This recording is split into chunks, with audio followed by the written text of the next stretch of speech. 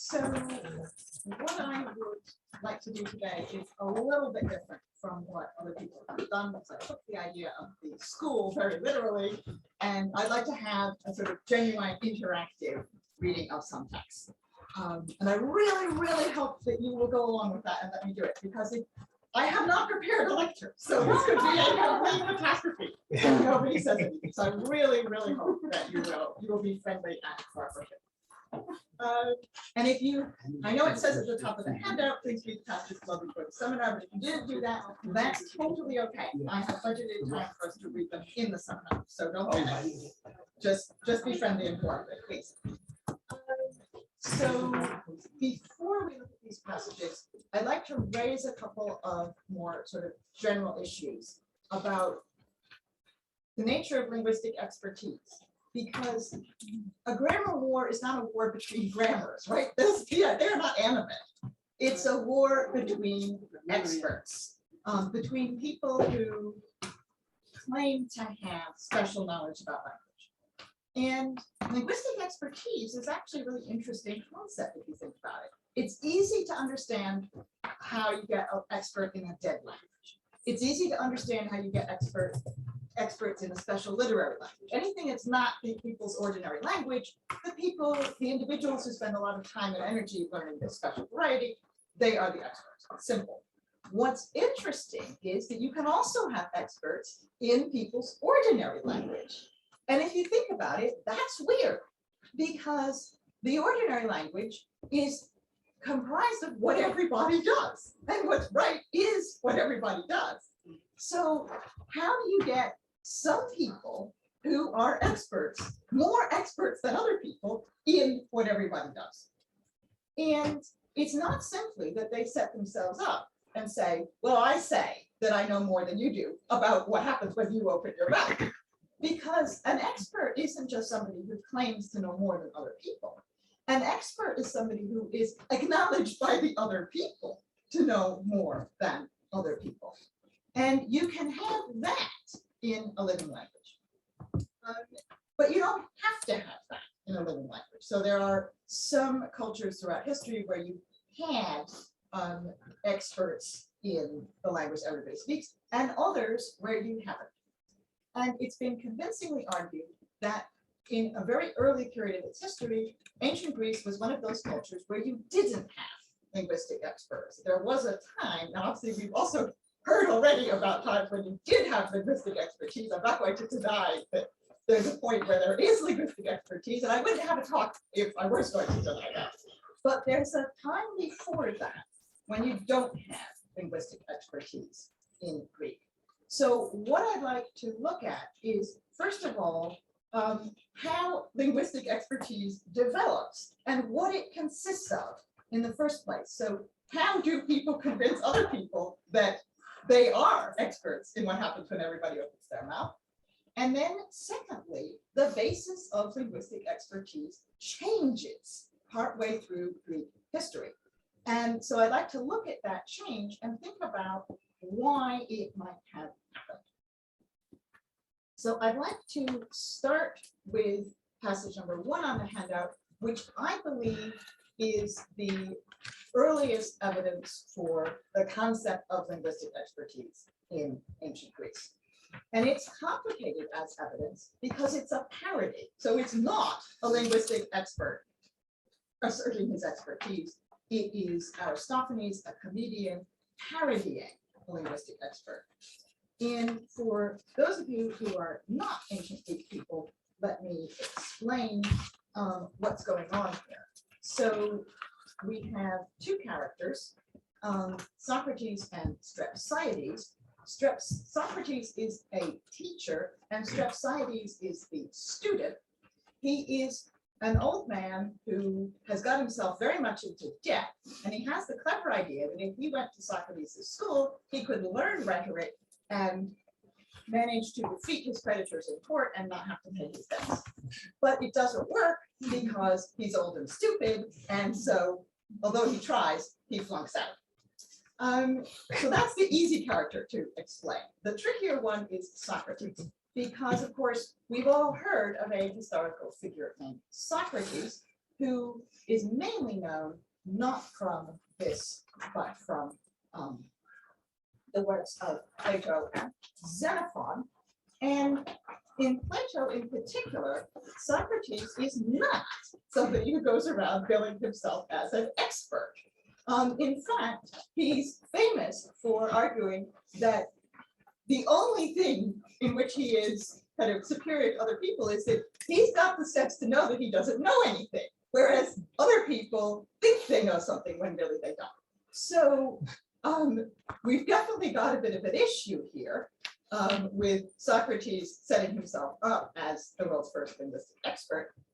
And the way that this is normally resolved in scholarship is a belief that what Aristophanes is parodying here is not just Socrates. So this is a composite figure of a lot of different early Greek philosophers.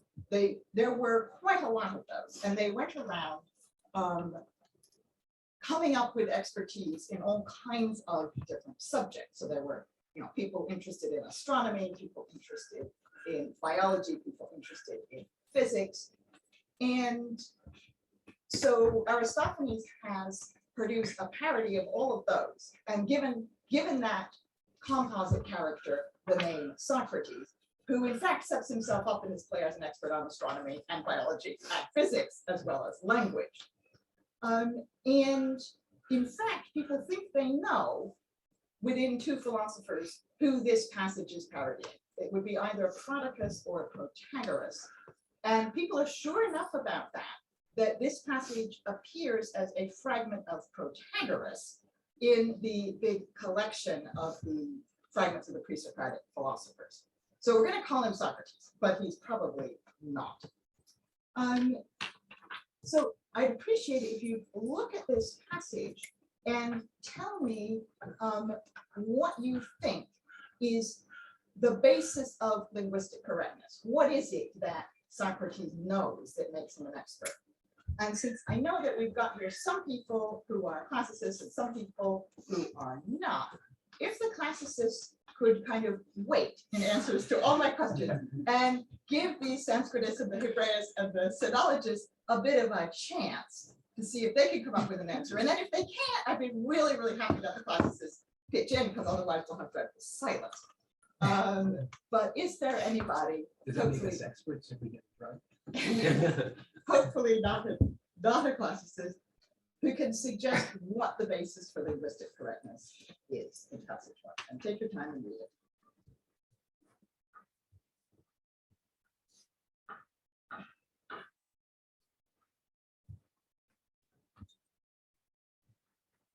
Should we just read it collectively, maybe? Or? Well, I personally don't like it when people read things collectively, because everybody's brain goes at a different speed. So I'd rather people read it silently, because I think they'll be happier.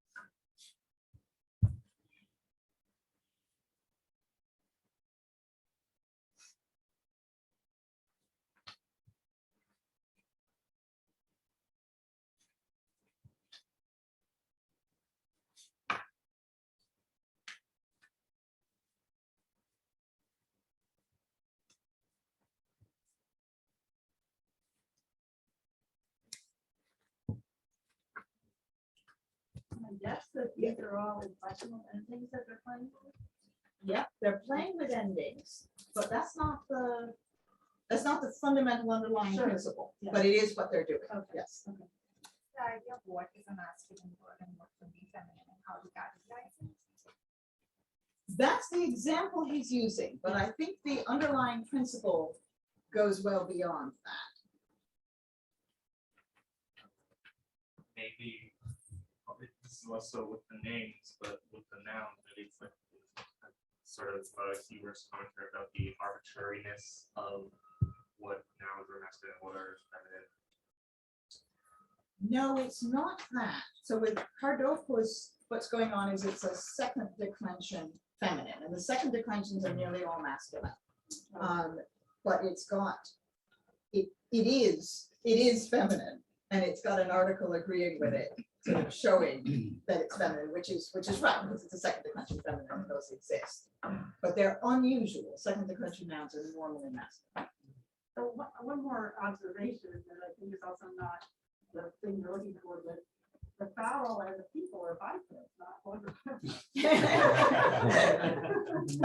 Yes, that is absolutely fair, but you're right, that's not what I'm looking for. He's able to make distinction between language and the world. Well, it seems to me almost as if he's extrapolating from the language Socrates. to the world. Any classicists have any ideas what the fundamental thing is? Yes? I'm not a classicist, Okay. but there seems to just be something basic about the importance of precision in communication. Like something can't be ambiguous, or it won't be like properly communicated.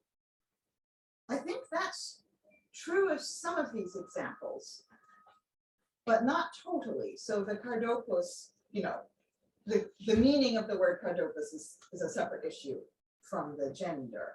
And he's certainly playing with, Cleonymus is supposed to be effeminate, so it would be more precise to call Cleonymus Cleonyme, because that would be the feminine.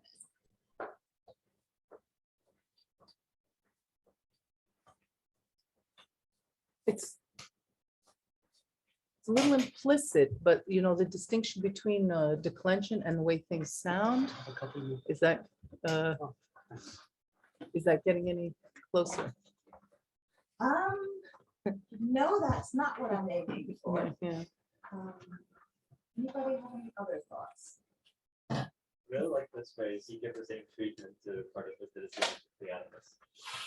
So as if I don't think this is the main point Socrates is making, but he is rooting his arguments in the practice of his interlocutors actually.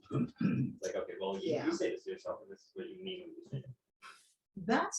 That's true, and that's actually relevant. Can you repeat that? What's?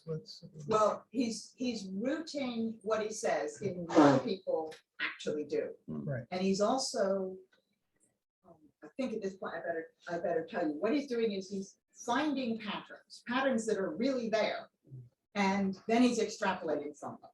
And this is fundamentally what Maren was talking about on the first day, and she was calling it analogy.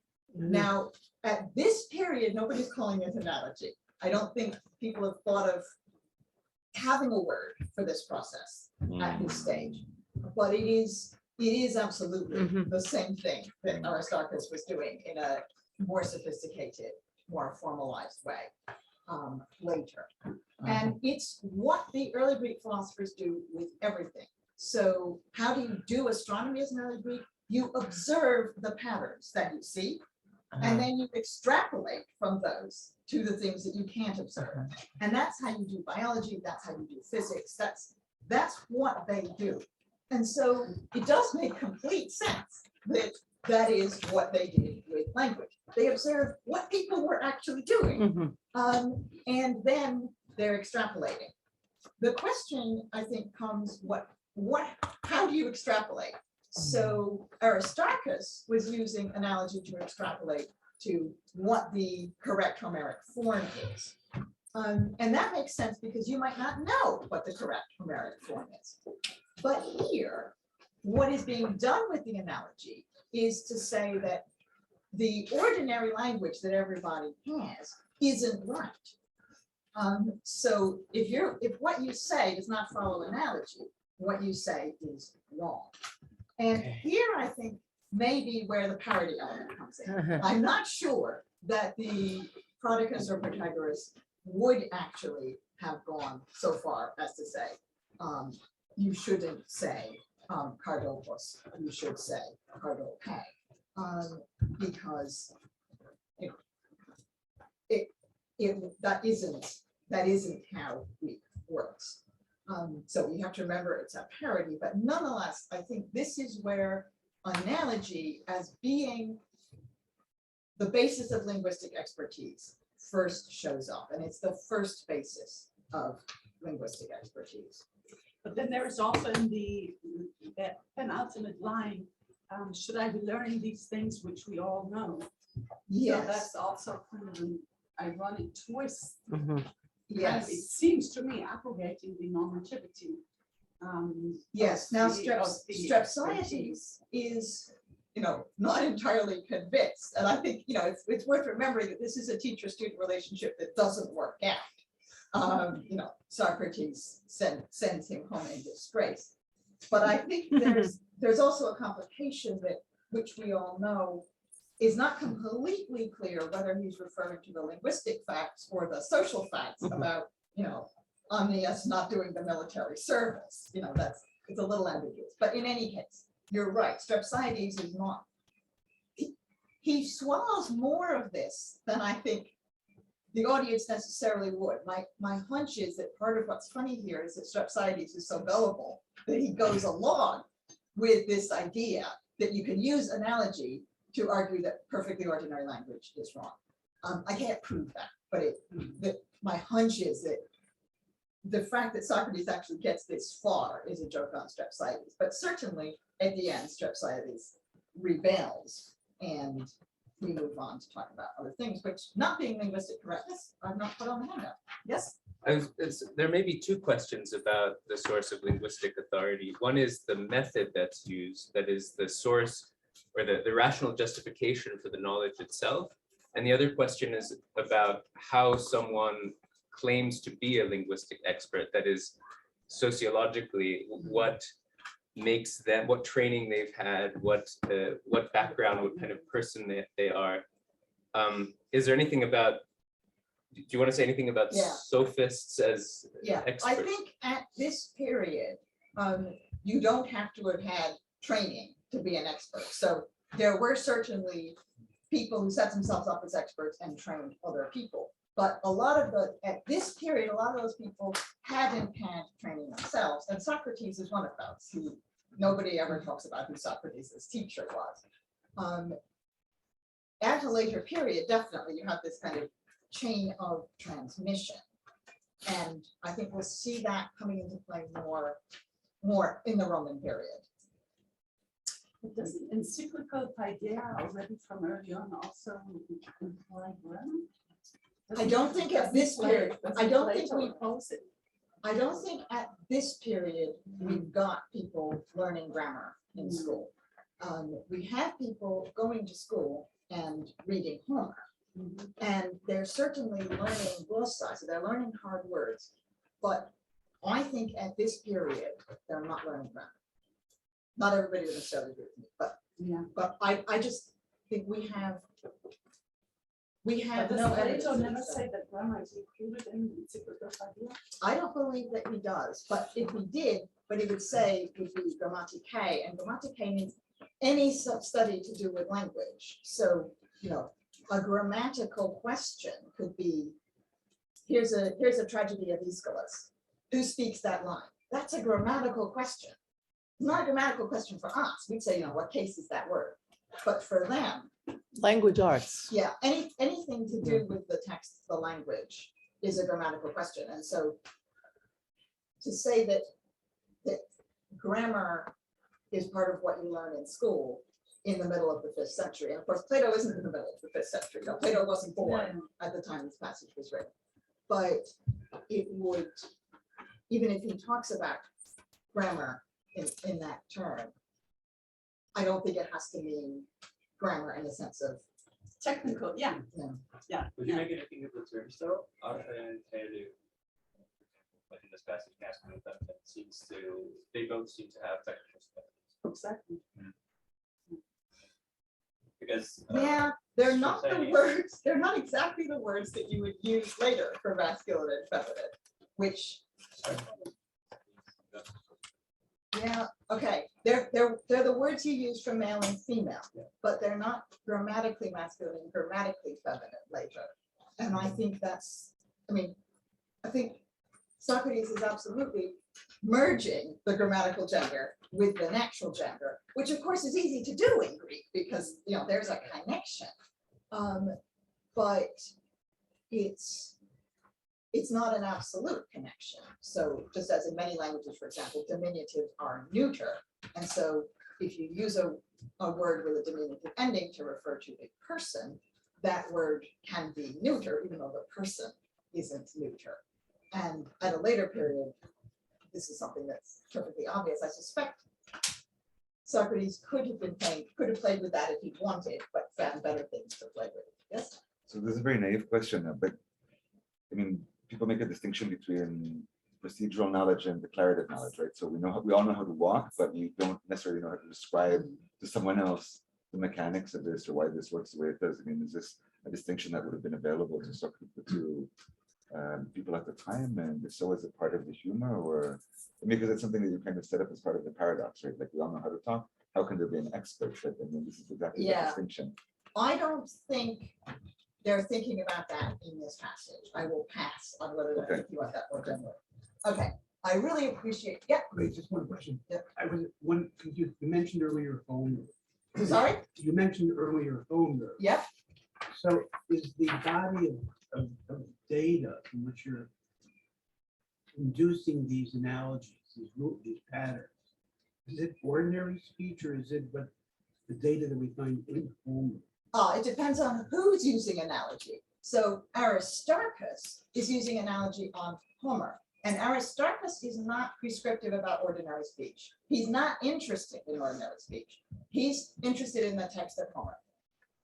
Aristophanes is making jokes about ordinary speech, and he's not discussing the text of Homer. So there's, analogy is a tool. Yeah. You can use it in different ways, and different people use it in different ways.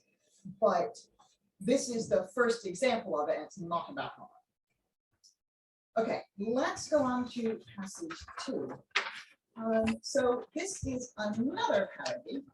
I like parodies because they're actually really good at showing how linguistic expertise looks to outsiders. You get a kind of more picture of what people overall are thinking that the experts are doing. So this is from Sextus Empiricus, who unfortunately is hard to date. So he could be the 1st century AD or the 2nd century AD. I personally think he's going to be first for reasons that will become clear as we go on, but it's not proven. And he is not a comedian. Instead, he's a philosopher. He's a skeptic philosopher. And a bit like Socrates, he believes there's no such thing as expertise. Now, he thinks, unlike Socrates, he thinks there is such a thing as knowledge. So Sextus would absolutely say the normal adult who has kind of grown up and learned stuff knows more than the newborn baby. Sextus would have no problem with that assertion. Where he has problems is with saying that, well, this person has special knowledge. This person is an expert, and this other person who is the same age and has had a lifetime of experiences is not an expert. And so in order to prove this, Sextus read the works written by experts in all kinds of different subjects. And then he wrote a giant refutation of expertise. Adversus mathematicos is what we call it, but it doesn't mean against the mathematicians. It means against the experts, against the people who know stuff or claim to know stuff. And it's divided into different books. So he demolishes rhetoric, geometry, arithmetic, astrology, music, logic, physics, ethics, and grammar. And grammar is book 1. So it is either has pride of place because Sextus thought the knowledge of the grammarians was the easiest to demolish, or because he thought the grammarians were the best example, the most obvious example of people who are considered experts. So I'd appreciate if you have a look at passage 2 and think about the basis for linguistic correctness here, and the basis for linguistic expertise, which is maybe not quite the same thing. And let me know what you think it is.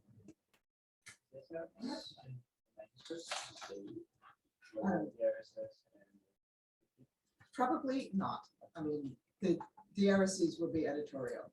The acute, probably, but this is what it is in the edition. I am not going to re-edit these texts.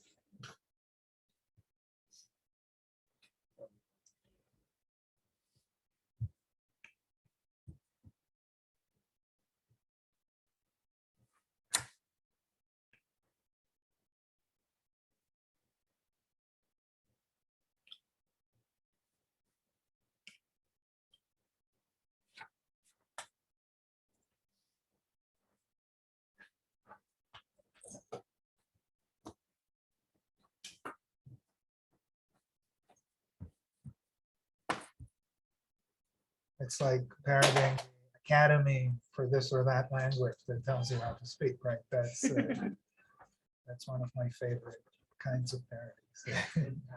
Feels like the most basic sort of prescription versus obviously on the side of descriptivism. Well, it's a bit complicated. One must take some care over purity of one's language. That's immediately obvious. One who constantly commits barbarisms and solecism is ridiculed as ignorant, whereas one who speaks good Greek is able to express clearly and accurately what he has in mind. So he's not saying it's okay to just go around and use whatever language you want. He starts off by absolutely conceding that there's a difference between speaking well and not speaking well. It occurs to me that such debate was still going on in Greece in the last century, because Demotic Greek has eventually regularized the paradigm of Zeus. It is still going on today. I mean, of course, Greece, like every other country, yes, they're still doing this.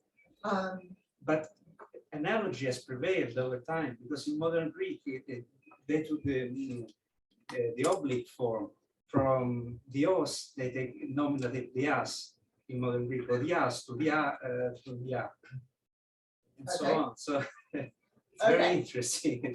Yes, but can we focus on this passage? That's part of it, though. It's like because the form that people get taught for the class that still doesn't appear in the text at all. Okay, that's the second question. Can we focus on the first question? Well, definitely what he's doing with Zeus is weird beyond description, but can we focus on the first question? What is the basis of linguistic correctness and of linguistic expertise? Usage. Joseph? So the skeptics, I mean, this is not a standard skeptical argument, because it doesn't involve producing some sort of equivalence, contradiction between equally strong positions about which you suspend judgment. But the skeptic in general is attacking those who claim it's not really knowledge but belief, right? Which tells you what the world is really like. And the two alternatives: either it's going to be, if you look at the facts that occur, the appearances, reflects our impressions, what we know, what he calls your common usage, right? You end up with contradictions usually, right? So you then turn to theory, okay, to resolve the contradictions. But then it turns out you give one theory, you can give a competing theory which contradicts the first one. Okay, so here he seems to argue that in both cases, whether you turn to theory or whether you simply follow what you do, you go with the flow, the way people commonly behave. You react to other speech by responding in the way in which we always unreflectively respond. All right. In both cases, you get a certain type of regularity. That's the way I understand. Right. The I two actually things at don't- the end. I So don't that the think theory is superfluous. I don't think that's what he's saying here. It may be what he says elsewhere, but in this passage, I think he's being really pretty clear that there's one of these paradigms is right. and the other is wrong. Whatever those of us who are Hellenists may think about declaring either of these right. What's the difference between the two? You know, the ones that pointed out in cases, spoken according to the theory, and the one that simply goes along with common usage. So I think what he's trying to say is that what the experts say is you need to use analogy. And so that's the basis of linguistic expertise, is analogy, exactly the way it was in Aristophanes. But he says, the basis of linguistic correctness is what people do. So if you observe what people do, you will get it right.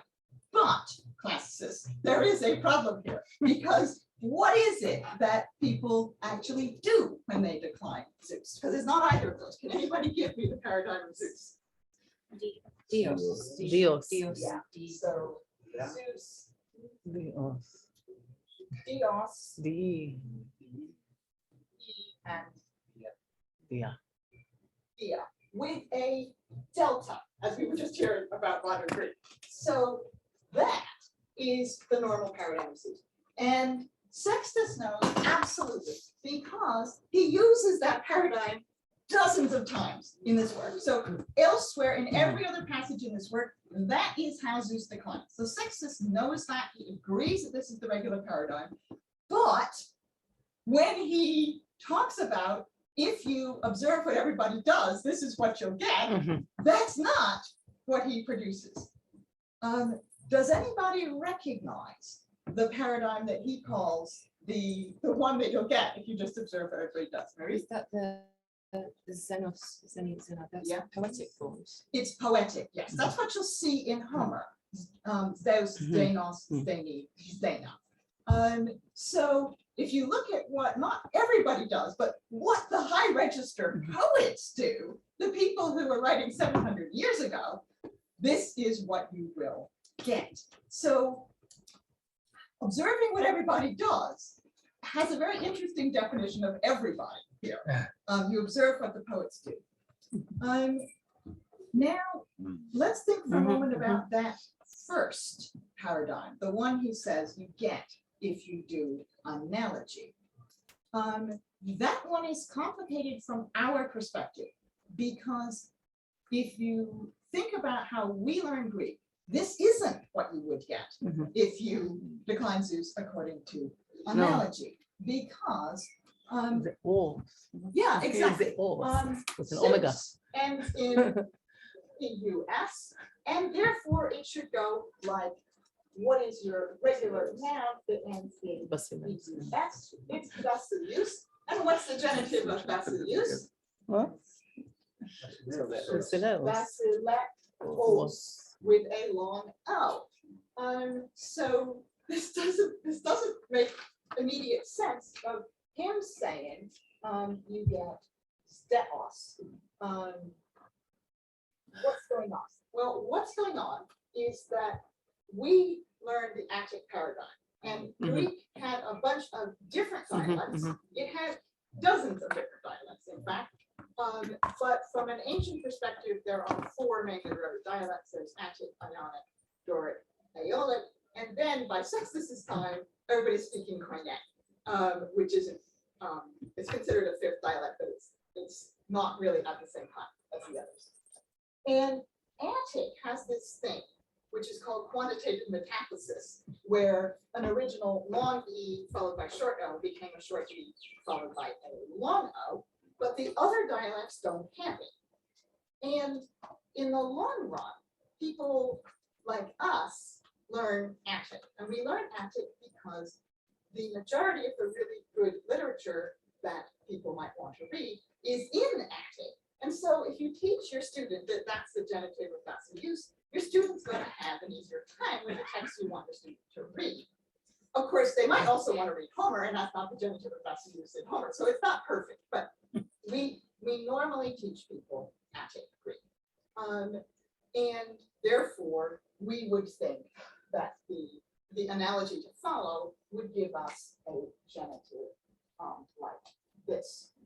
But I don't think that's the way it was in Sextus's day. And if you look at passage 3, you'll see why I think that. So this is from Koirabascus. Koirabascus is really late, so he's 8th century, maybe even 9th century. But this passage is probably lifted from Herodian, who is 2nd century. So okay, he's not what Sextus is parodying. He's not predating Sextus, frankly, but it's an example of the kind of stuff that real grammarians are talking about. Probably not that far off from Sextus's time. And the question we've got here is this, if this is what grammarians are doing, is Sextus's critique accurate? What do you think? So if you look at what Koirabascus/Herodian says, is he really doing what Sextus says and saying you should decline Zeus like Basileus or not?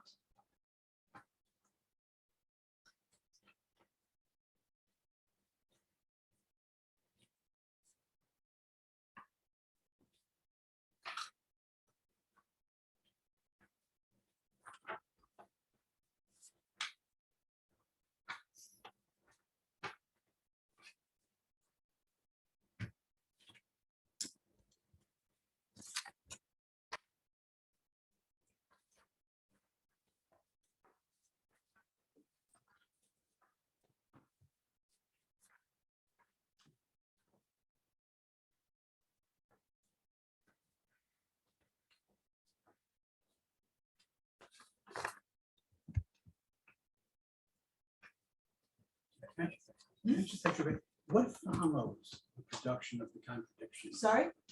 In the text that you have here, it ends with the contradiction between the two alternative hypotheses, right? But then he says, since they conflict, then you've got to do something else entirely, and you follow the Boeotian declension. This is a self-contained discussion. It's not a part of a larger discussion. That's a much more classical form of the skeptical argument. You reach a contradiction as where you refuse to commit yourself to one side rather than the other side, okay? And you could, in suspending judgment, refusing to commit yourself, achieve a type of eudaimonia, apraxia, tranquility, all right? But what do you do in action? Well, you just go on doing what you're always doing. But this is not a skeptic. This is a grammarian. But you asked whether he's found, is this an example? Is it an Sextus? example of what Sextus is objecting to? So Sextus says, these grammarians, they're so stupid, they produce an analogy. If you listen to them, you're going to be declining Zeus like Basileus. And the question is that what Herodian/Koirabascus is really doing here? Is he saying you decline Zeus like Basileus? Yes? Would it be yes and no, because he seems to have a kind of one inductive theory of declension, but then he's aware that there's other possibilities. So perhaps there's stupidity, but it's kind of flexible stupidity.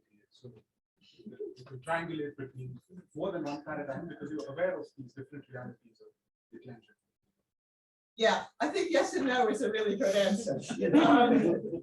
We get that form Socrates. steos in this passage, and steos is exactly what Sextus is saying the grammarians say you would get. But then you get him saying, okay, that's maybe what it should be, and there's this other thing that it also should be, but here's why, because those two rules conflict, why it is in fact something else. So I think he's at least quite clearer than Sextus is, that the actual paradigm of Zeus is Dios Diem.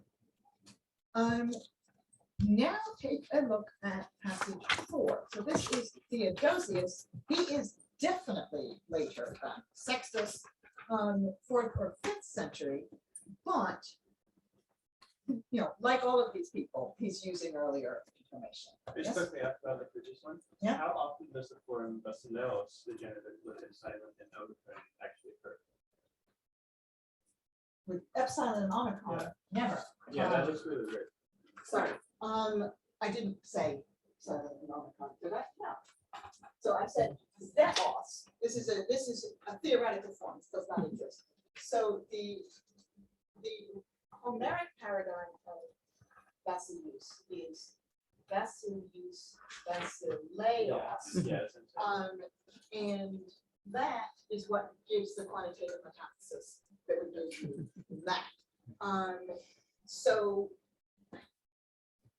in a sense, you're right that there's double cheating going on because you'd expect really Because first they level basileus. Zeus and Steos would be a kind of fairer way. Also, the oxygen doesn't make any sense. Why is it oxygen? Because Zeus is third declension monosyllables are oxytone in the genitive and dative and recessive in the nominative and accusative. So that's the real accent paradigm of Zeus, which is why I'm not daring put an accent on that because I'm really not sure. Because with basileus, it's that.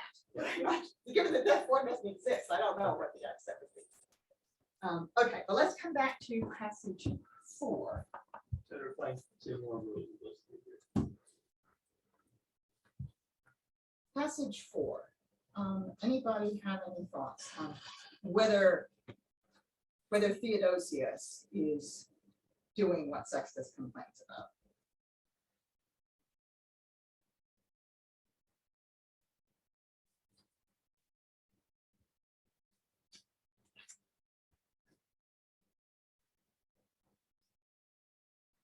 At the very least, he's trying to be definitive.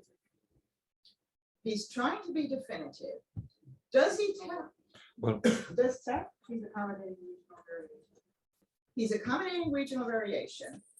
He's talking about how Attic has a different paradigm of basileus, that Attic's got this separate thing, yes? And I don't know diachronically how to place this, but this is very, very common in scholia, in other exegetical writing, that you also, all just in case you give the Attic, often you give the Attic alternative. I never thought about it in terms of status. I used to say, oh, it's a quaint, archaic use. I mean, from the perspective of the later scholastic, right? Is he following a certain pattern of how you deal with things? Well, there's actually more than one way to deal with Attic. So I think it's definitely what he does with Attic is interesting, but can we hold that thought Yes. until we sorted out the first question, which is this what Sextus is saying grammarians do? What do you think? He's basing it on what speakers do. But he is also arguing for adoption. Yeah, I mean, Yes and no. yes and no. Yes. But this one is a bit different because he gives us the paradigm. He talks about the regular words. And then he talks about Zeus as belonging to this paradigm, and he doesn't tell us it's an exception. Yeah. Now, if you know it's an exception, you can see that nothing Theodosius has said is actually untrue. But if you do not know how Zeus declines, the logical inference from what Theodosius says is that Zeus follows this declension, and therefore the forms of Zeus would be, in fact, something pretty similar to what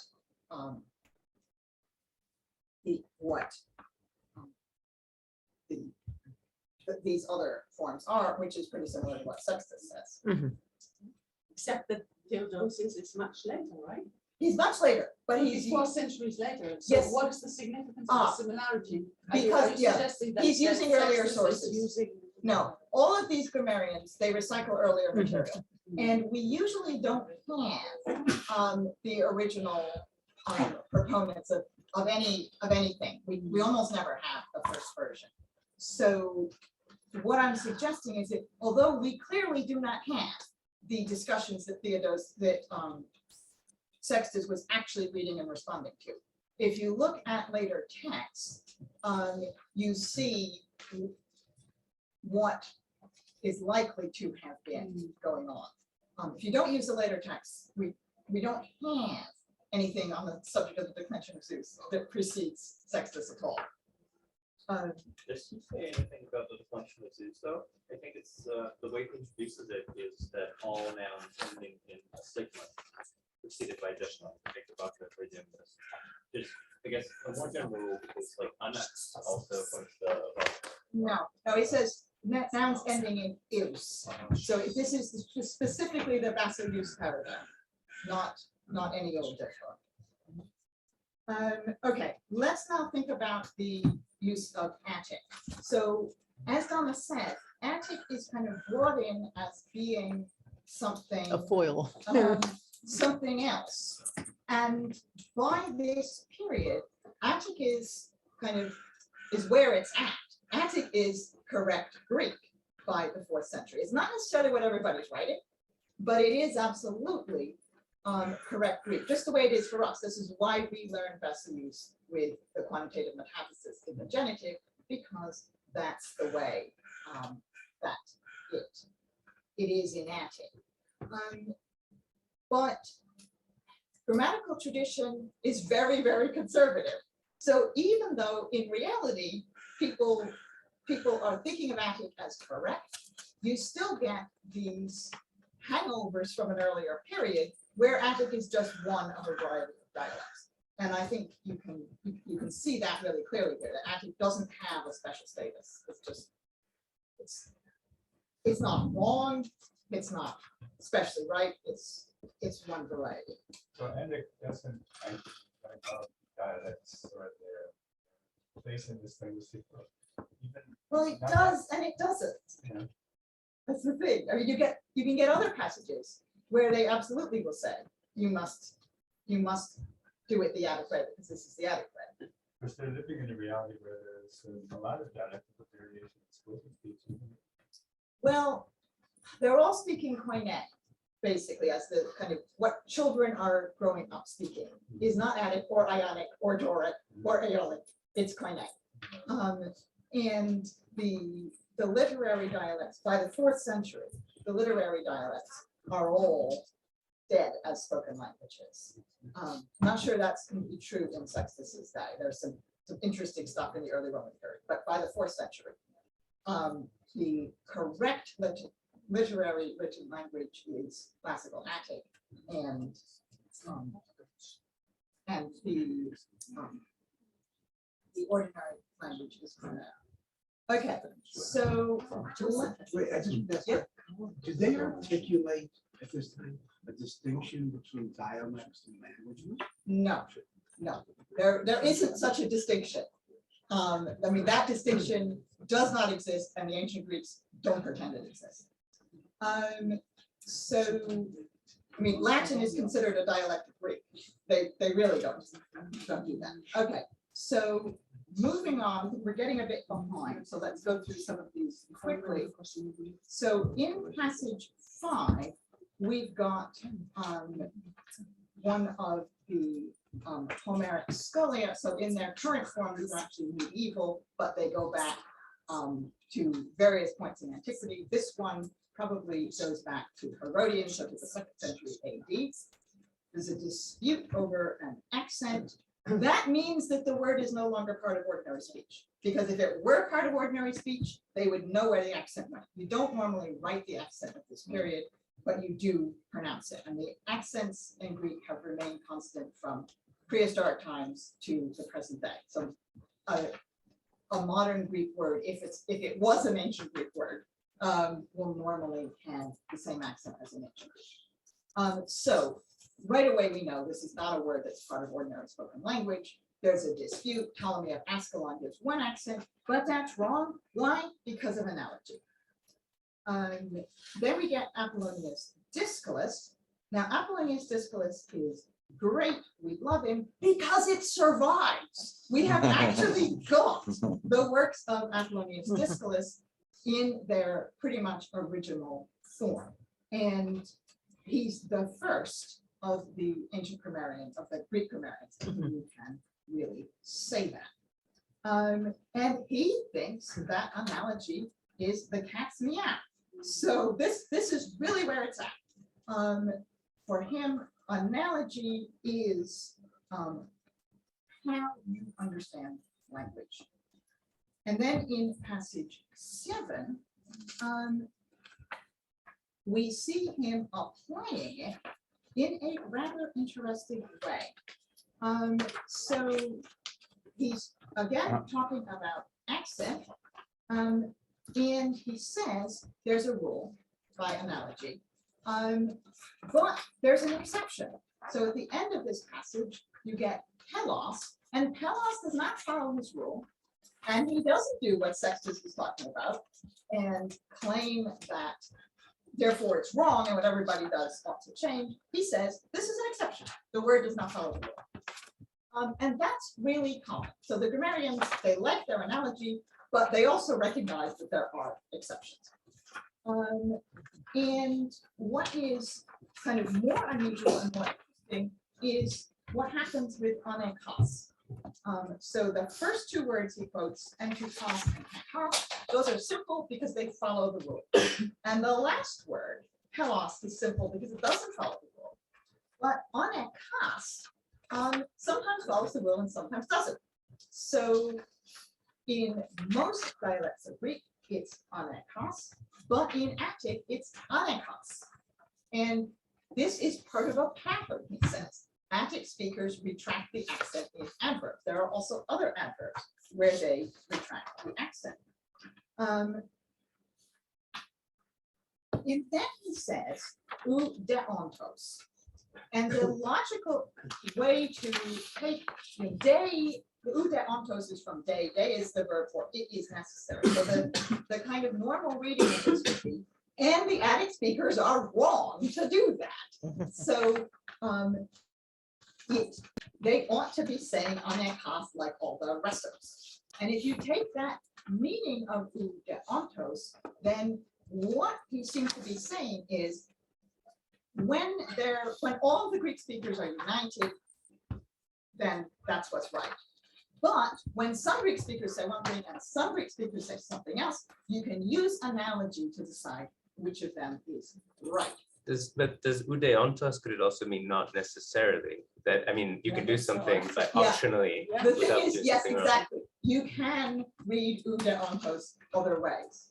And that's what's tricky about this passage. So maybe he means the Attic speakers, unlike the others, do this other thing. That's why this passage is. You would expect that he would say that there is a rule, there's an exception to the rule, and that exception can be framed as a rule when it applies to a segment of society. But you're saying that is not what he's saying.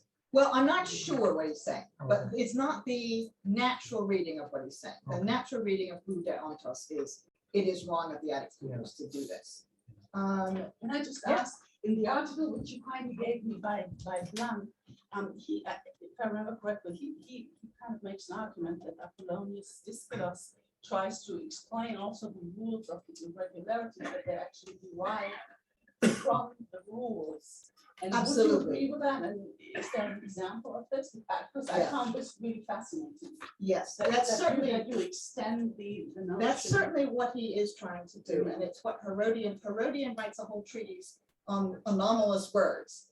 And part of what he's showing is that there are underlying regularities that govern these as well.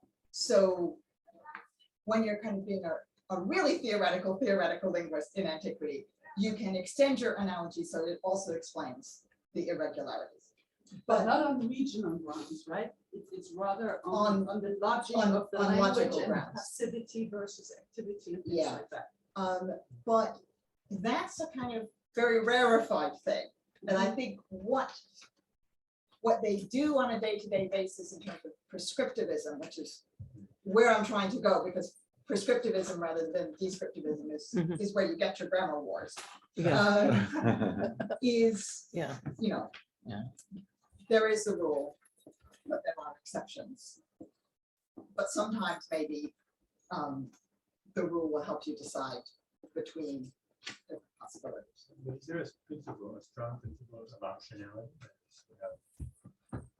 normally expect, that there's another option, which is also fine. and resolved.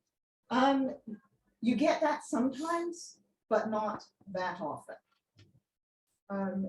Okay, let's look at passage 8. Passage 8 is interesting because this one is early. So we have very, very little that really could be earlier than Sextus. But this Yeah. one really could. And unfortunately, it's not that big as his fragments go, but it's pretty clear that there is analogy at work here, and he is saying that the Attic speakers are long. So at least sometimes people will use analogy to say this group of speakers isn't right. Then we get passage number 9, which is Apollonius, and here we've got the Attic speakers coming up again, but here it is much more, they have their own regularities. So we've got this principle of regularity. The Attic speakers are a subset with a different principle of regularity, but they are just as regular within themselves as other people are in their selves. And there obviously are some questions here about the date of this. So we've got something from the 2nd century AD, but he's citing Trypho, who's the 1st century BC, who is citing Philemon of Axione, who's actually the 2nd century BC. But it's almost impossible to work out which bits of this really belong at which date. So I think we should move on, because otherwise we won't get what happens when they start changing the basis of linguistic correctness. So as we've seen, analogy is something that the grammarians really care about and really go on using for a long time. But in the 2nd century AD, you start getting something else, which is Atticism. So people then start thinking, well, what's right is not what the grammarians say analogy will tell us. That's not the basis of linguistic correctness at all, nor is it what everybody actually says, keeping in mind that by the 2nd century AD, what everybody actually says is pretty remote from literary language. So what the basis of linguistic correctness is what's in literature. So if you could have a look at passage 10, this is from Lucian. And Lucian was somebody who made his living by going around giving really clever, witty, erudite speeches in classical Attic. And he made a good living off this. And Lucian is interesting because he's not Greek, and he may very well not have been a native speaker of Greek. So all of those of us who are second language learners can take hope from Lucian that he was one of the greatest Greek speakers of his day, despite not being Greek. And he had a kind of tricky path to tread, because his success absolutely depended on people being able to understand what he said. If he had delivered those speeches in impenetrable coconut mode, then nobody would have paid money to hear them. But in the 2nd century, it's got to be Attic as well. And so what he does is he thinks about the words that are classical Attic. And a lot of those words are obsolete in the 2nd century. And you don't want to use those words, because if you do, nobody will understand them. But there are also words which are still good to go. So he kind of tries to use terminology that people are going to understand. So he's got something that is comprehensible, but which is also unassailable. He doesn't want to use a neologism and have people say, but that, that word was not there in the 5th century BC. That's what he's really dreading. And here he's attacking a rival. He had tons of rivals, and they obviously attack him, and he attacks them And it's important, it's big business, it's which of them is gonna get the, The next gig. yeah, the next thing, Exactly. exactly. So I guess my question for you here is, what's the basis of linguistic correctness that he's got in passage 10?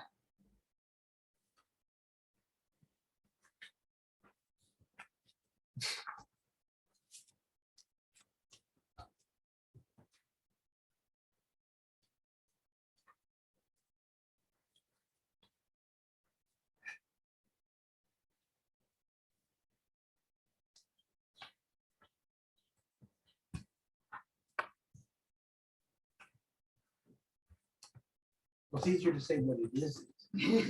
Right. What isn't it? It isn't some real ancient Greek, okay, which now has somehow degenerated.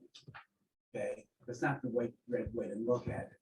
It has something to do with the way in which we speak now. It's certainly got a lot to do with how we speak now, because he makes the case that the person who talks to us like 1,000 years ago, even if you assume that he is talking exactly like 1,000 years ago, that's not right, because then you sound like a foreigner, and that's the worst thing you can do is sound like a foreigner. Yes. Isn't there maybe the first time that we're seeing that there's it's a matter of taste, right? So we have the past, some of the past is good, some of the past is bad, and actually, in order to have a good addict, you have to have taste, right? Or something like it. Yes. This is not the first time in literature where No. taste occurs, but you're right, it's the first time in these passages where taste occurs.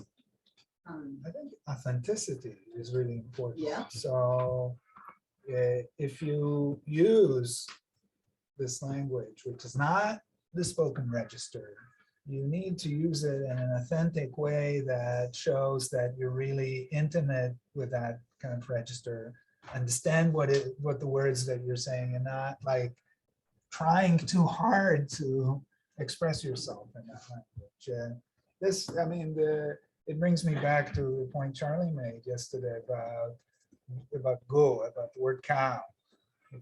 If you use language correctly, language is a wish milking cow. If you use it wrongly or inauthentically or twisting your tongue and not understanding exactly, you become that cow. You become Yes. If you're going to try to use fancy words, you better get them right. So when this person used his fancy words, the ignorant were very impressed and they praised him. Yeah.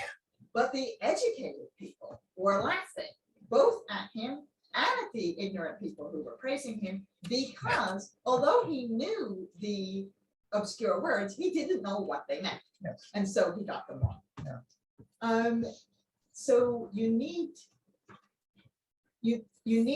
in the first place to get your words right, and in the second place to be comprehensible. So this guy has made, it was stupid of him to use the obscure words in the first place, and it was even stupider to get them wrong. Yes? Can you say something about the term in the third line, nomisma? Nomisma? That's kind of very unusual, right? I mean, the nomisma is the coin, is the currency of the coin. Yeah. And it has a very cynic connotation, because Dionysius of Sinope was famous for Basing the falsifying coinage, yeah. exactly. Yeah, And, you're right. He's and still basing the obviously- coinage. Yes, and Lucian also has strong cynic features. And the cynics were also great, they had lots of linguistic criticisms, and they were very keen on language and twisting it for their purposes, and also to show that they are kind of non-conventional, so they use also language in a very particular way. So I just wonder whether this, and then it's the xenizoi that is kind of a parallel to the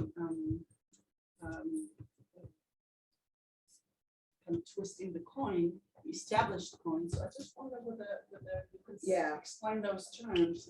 I think you're right. I haven't seen that, but yes, I think they're acting like a foreigner and debasing the coinage, the coinage of our language, which we should not debase.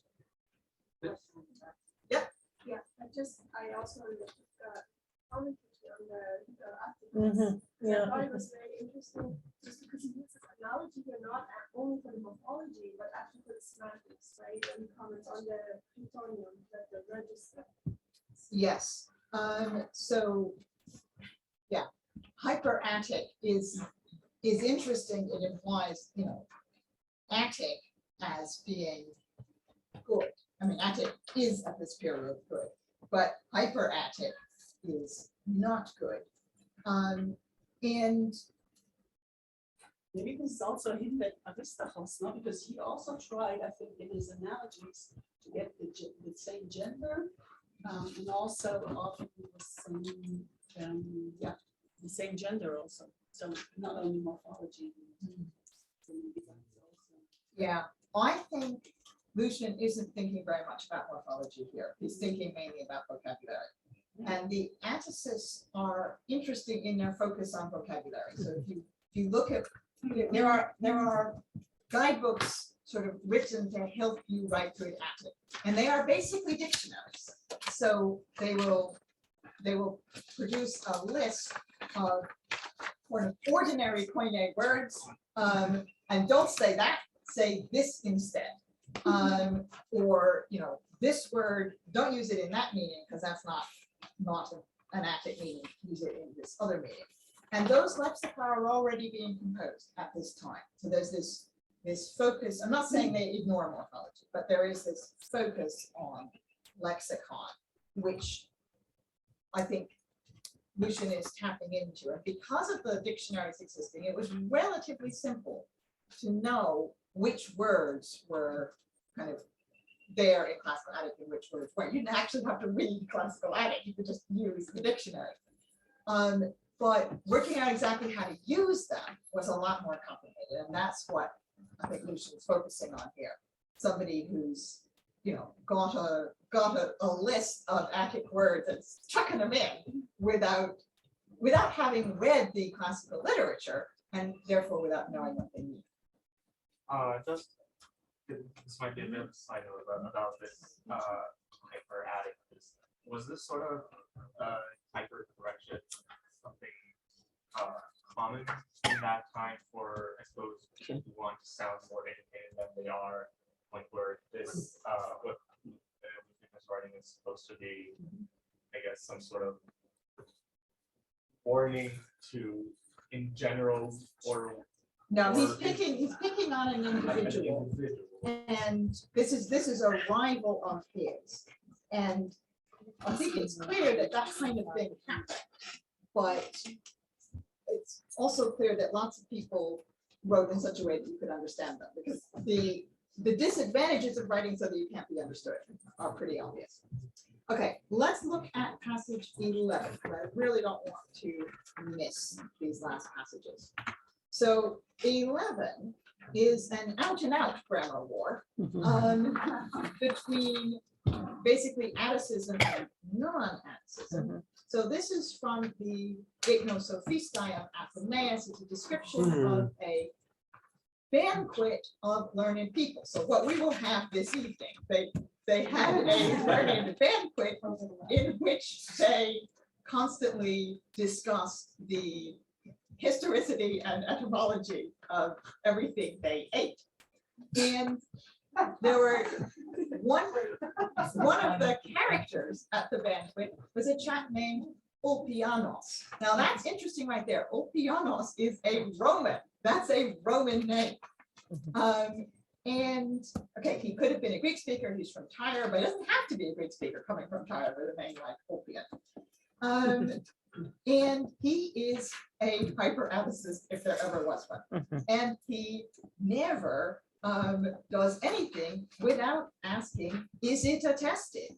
K-tai, A-u, K-tai. And therefore his nickname is K2 K-tos. And on the other hand of this, we've got Kinulcus, who is a cynic, and we just heard some things about cynics. And Kinulcus has no respect for Attic Atticism. So because we're getting short on time, I think I better summarize this a bit.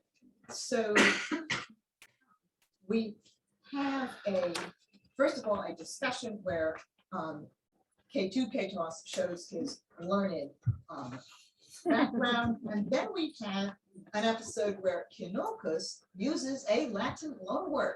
He talks about de cocta. Now, there is no Greek word for de cocta. So as often they use a foreign word for something that didn't exist in classical Athens, and there isn't therefore a classical Greek word for. And of course, Ulpian wouldn't be happy with the concept of eating something that didn't exist or drinking something that didn't exist in classical Athens. I mean, it's all the food is supposed to have a pedigree just as much as the word is.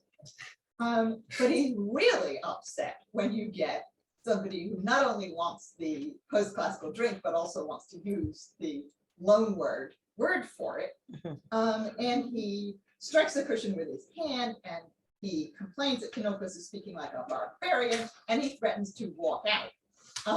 And what's interesting is that Kinocus doesn't say, okay, the door is over there. He defends himself on the grounds that after all, this banquet is taking place in Rome.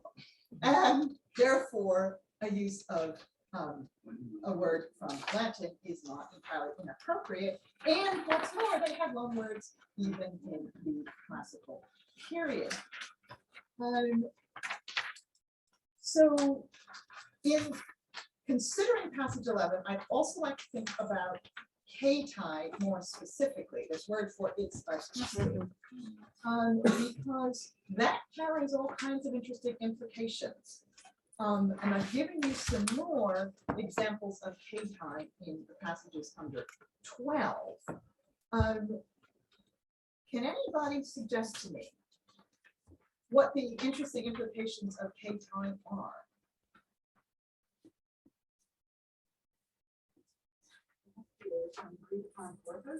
Yes. I mean, attested, it really doesn't mean does it exist. It means does it exist in the agreed upon corpus. What does that mean about the date of this use of K-tie?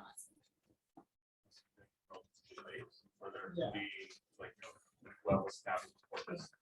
Exactly. It has to postdate the corpus, doesn't it? I mean, the corpus of classical literature can't be seen as a closed corpus in which something can be attested or not until after the period to which it applies.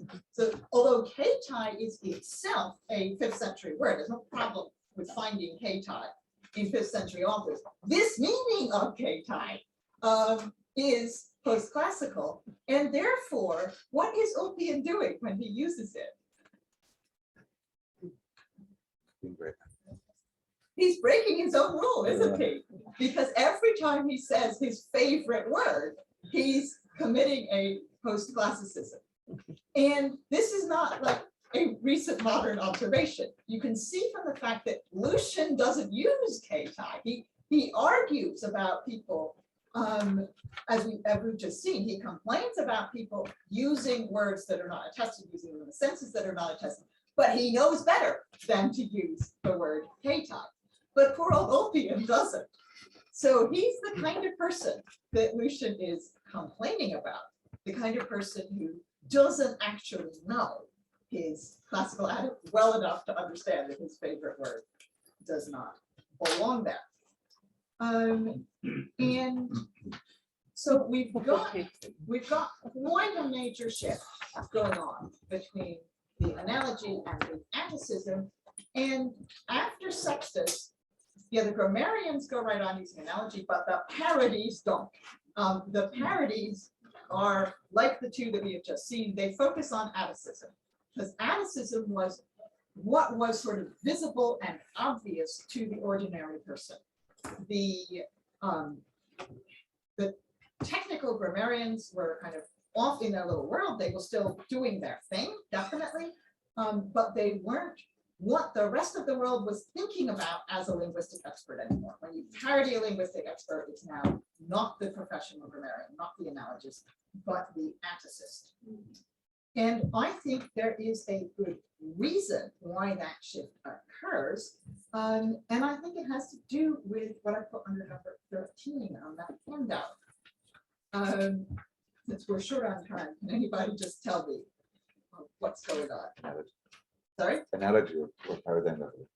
You get paradigm leveling. So we had over here somebody pointing out that, you know, we've got that in modern Greek, you had massive leveling, but you had that already in the Roman period, that the irregular morphology is being ironed out. Mhm. So what happens when you use analogy to decide which of two competing forms is right? Well, very often you're going to get the wrong answer now. You're going to get the post-classical form, which isn't the form that you get in the classical canon, and therefore isn't the answer that people are going to feel comfortable with. And I think that's what leads analogy to be kind of sidelined in the popular imagination, although not in the professional imagination. And so it's Atticism that wins the grammar wars.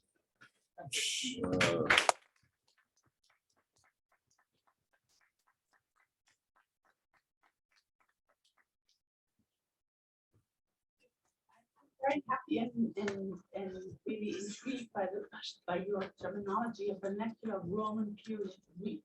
So my question is, do you think that some of this leveling out has to do with kind of Roman influence? No, actually, I don't. I'm just using Roman period as a date. Terminology. I think the influence of Latin on Greek, about which I've just written a giant book, isn't strong enough to explain the paradigm leveling. That's language internal. Yes.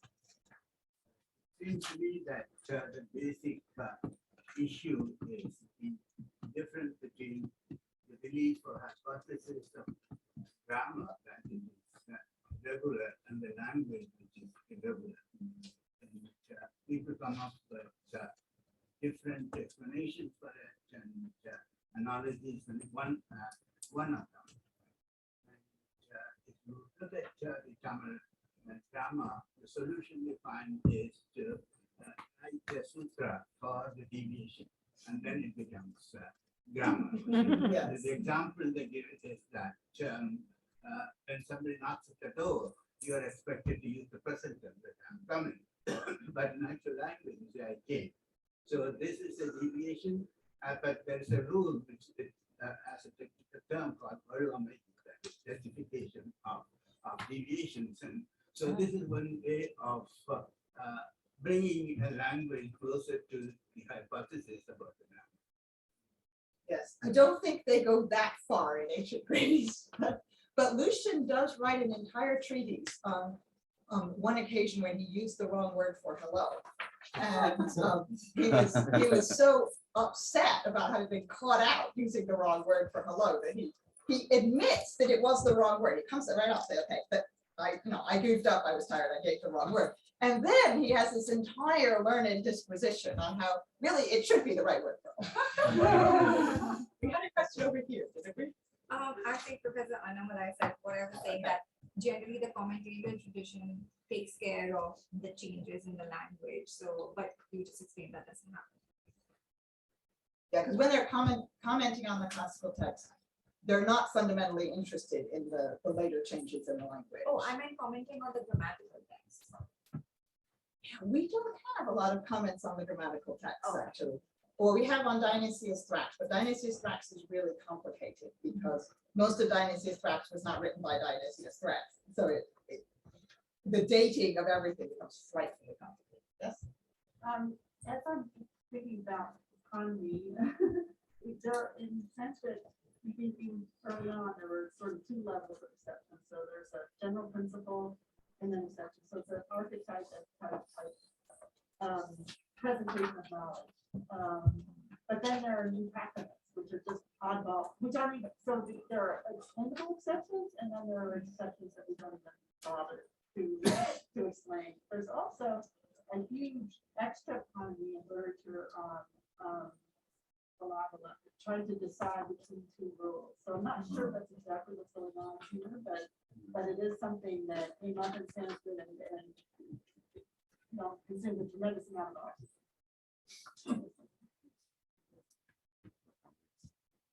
Yes. thank you for this really wonderful talk, and it's also good for once to end with a clear winner in grammar. There is an analogous situation in Sanskrit that I want to bring up quickly. Actually, I could have given a talk about that, but I chose not to, which is a war or argument between two Sanskrit experts on poetics. The first is the founder of the field, Bhama, who says very clearly, you must use only the forms that are sanctioned by Panini and his two commentators, the triumvirate Panini, Katyayana, and Patanjali.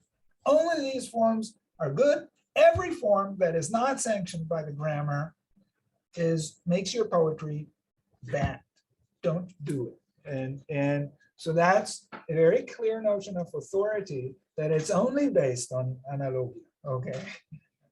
Then Dandin comes up, it's like a bit later, and he says, you must use grammatically correct forms. He doesn't mention the names of the grammarians, and that's a very audible silence because Bhamaha repeatedly mentions these three people. But then he says, also, if you use the words that are shishteshta, desired by the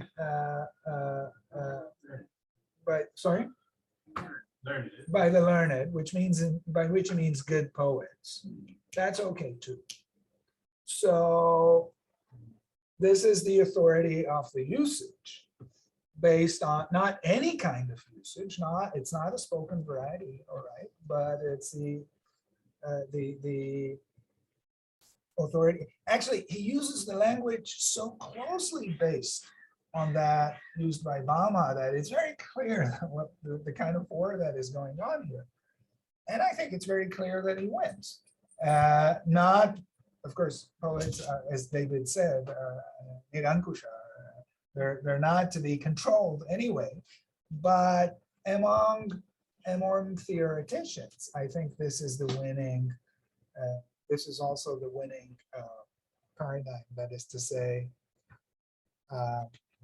you have to have a more nuanced balance between sources of authority that you base yourself on. Just another analogy of another grammatical corpus, grammatical corpus, is the Arabic, classical Arabic grammatical tradition. And maybe it's a détente, or maybe it's what you just said about authority, sources of authority and their nuances. I keep thinking, I mean, whenever there's a very serious discussion of it, they bring in the informant, and the informant is an oral poet, Bedouin, and and so that I would call that a détente, right? They're in there at the same time that some of these grammarians are already using speech act theoretical philosophical argumentation, and it's all together. It's a very interesting sort of another parallel to think about. Yeah, I want to ask just a couple of questions. Word information. Are any of these, are these later writers after Sextus, do they know Sextus? Are they responding to Sextus? Probably not. I mean, I think they probably do know him, but I don't think they're responding to him because the grammatical tradition is very inward looking. So they're talking to each other to a very large extent. I don't think they're responding to him. The philosophers responded to him. Yeah. The other question I have is in the passage from Sextus, what is the Greek? I don't know Greek. What is the Greek term for expertise here? Technique. So it's not really knowledge. It's a skill. It's a skill. It's a Technique is skill. a skill. Okay. And that's what they call a work on grammar is a techne. Okay, so that's, and the terms here that you translate as Hellenism. Now, if I understand you by Hellenism, you don't mean, what we nowadays mean by Hellenism, but you mean the Greek language? Yeah, speaking Greek. Hellenism. So I'm just wondering, if you think of expertise there as skill, whether there is skill of Greek. And there's clearly a sense he goes on to say in which, you can get it right or wrong in some sense, all right? But then the question then seems to be, what is Greek? What is the real Greek? Okay, in other words, it's not so much concerned with what constitutes ethne, but what the reality is. What determines the real Greek? Is it something that conforms to these theoretical rules of analogy, or is it usage? Okay, Yeah. how people speak. Well, So it's really a question more about, whether we, yeah, you're right and you're wrong. You can do it right or wrong, okay? But don't start worrying. Okay, this would be what sexists would think. Don't start worrying about whether it's really right, because it's the real Greek, right? Or whether it's simply how people speak. yes, except that it isn't really how people speak he's interested in because of that paradigm of Zeus. It's how the poets speak that he's Or how the interested in. okay. And I think this suggests that he is being influenced by the concept of the classical canon. Because if he weren't, we wouldn't have the poetic paradigm of Zeus here. We'd have the Dios one. But you see, but that even makes it better that, because if you have two theories, then one theory is a theory determined by analogy. The other theory is determined by a literary canon. Okay, and those would be two different theories about what constitutes the real Greek. Okay, and he's no way to say. Yeah, we should probably stop now because it is half past. We were supposed to stop at half past, but that doesn't mean I won't answer your question. Maybe we should do that. Oh, you're on. Yeah, I'll try to be very quick. This nomisma, the metaphor of language as a coin, seemed to me to point up one potentially big difference between the Greek situation and the Sanskrit situation, where we had this metaphor of language as a cow. So language as a coin is something that you use. It's sanctioned by a political convention, something like that. The cow suggests a sacrificial object, something that creates a relationship with the divine. And it seems to me that all of these arguments about Greek are not about Greek as a religious language, and that therefore the form of grammatical authority that gets created in Greece is very different from a religious authority that seems to be in the sort of Indian situation. But maybe that's too broad. No, I think you're absolutely right. It's not a set of religious arguments. It can get a bit that way when you hit Christianity, but I'm not hitting Christianity with this. Thank you very much. Thanks a lot. We have a short coffee break that includes birthday cake for Gary, whose birthday it is today.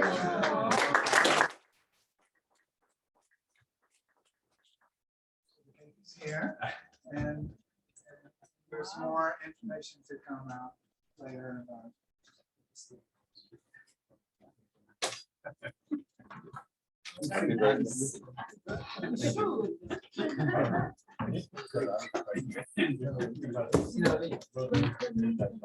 Here's something that's very small.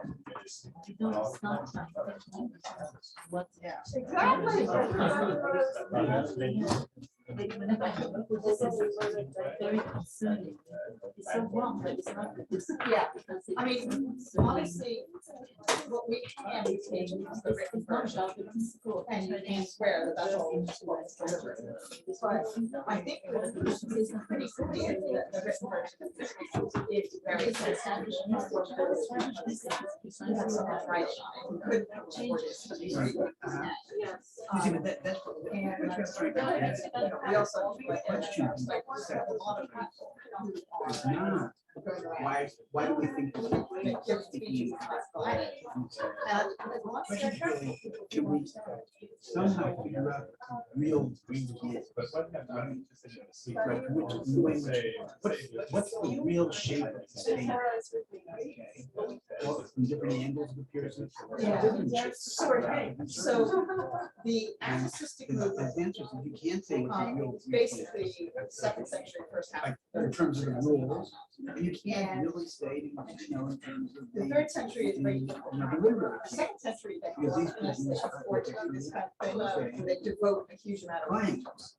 energy to language. So you. And in the third You century, have some sort of they intuitive have understanding. a lot of other This is problems, one which basically reduce the amount of time and energy people can spend on language. And it shows. So, it still has the same theory. I'm going to mount. I'm going to mount. What so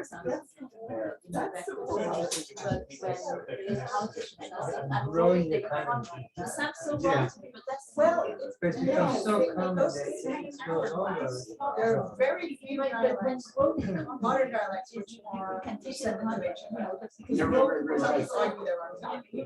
And there are some that are. Right. So, Right. all the different dialects goes against established. in the Roman period, They're going to. even starting.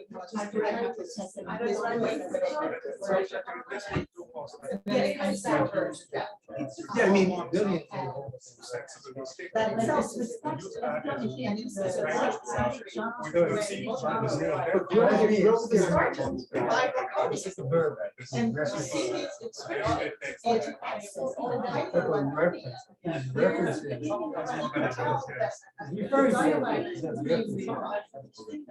And that's confusing. They don't, the other dialects.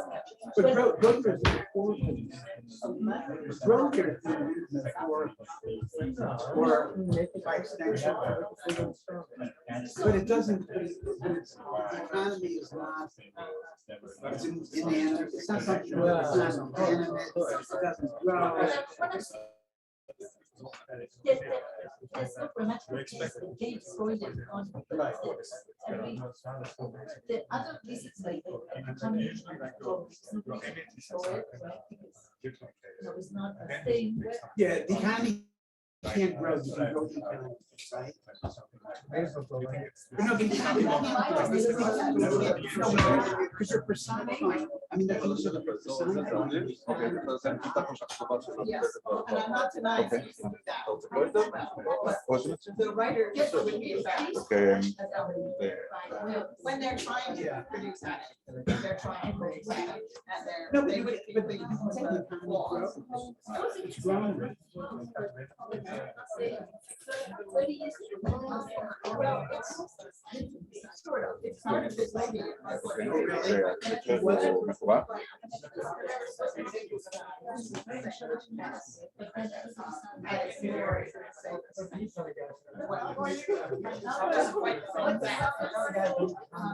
There are certain systematic aspects of evolution. Why not actually? Yeah. So he uses Roman collective structure.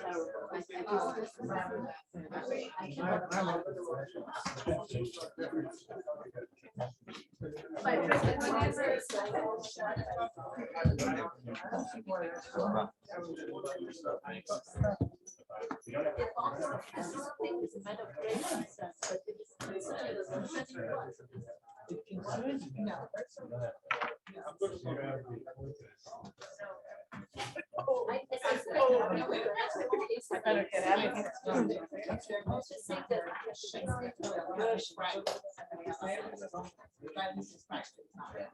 I mean, a period when I don't shave. And I wouldn't say. Although my beard is growing. But people say that now. What? No, I'm not growing. That somehow involves a kind of. So Eleanor, what is your? tension, right? I'm letting my beard. I'm just, yeah, I'm letting my beard. But people say that I'm going to. No, Yeah, people say that. I don't say it. There's no wrong. Between growing a beard and letting So it it's not grow. a giant lexicon. Oh, really? But That's for everyone. Yeah.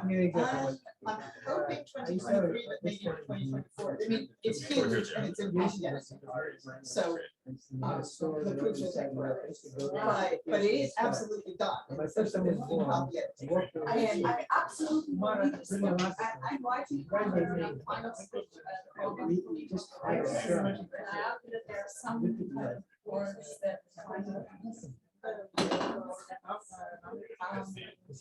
Tragically, I am not talking about the Roman census because that would be another text. So I am literally only working on the Roman words. The issue of the counts and the influence of that time, because there's a huge amount of flexibility. Enormous amount of flexibility where you get Greek words that start to be used in new ways. And That's what you're saying. When I started noticing this was the radiator in Christ. Disrespect also sounds very odd here. Disrespect. So you won't find that in my book. You might find it in my next book, but I'm not promising. The idea was supposed to be a collection of all the actual Latin languages. So when it's a Latin word, it's interesting. He knew Latin. He did know Latin. His Latin wasn't very good. So there's some interesting Latin mistakes. He says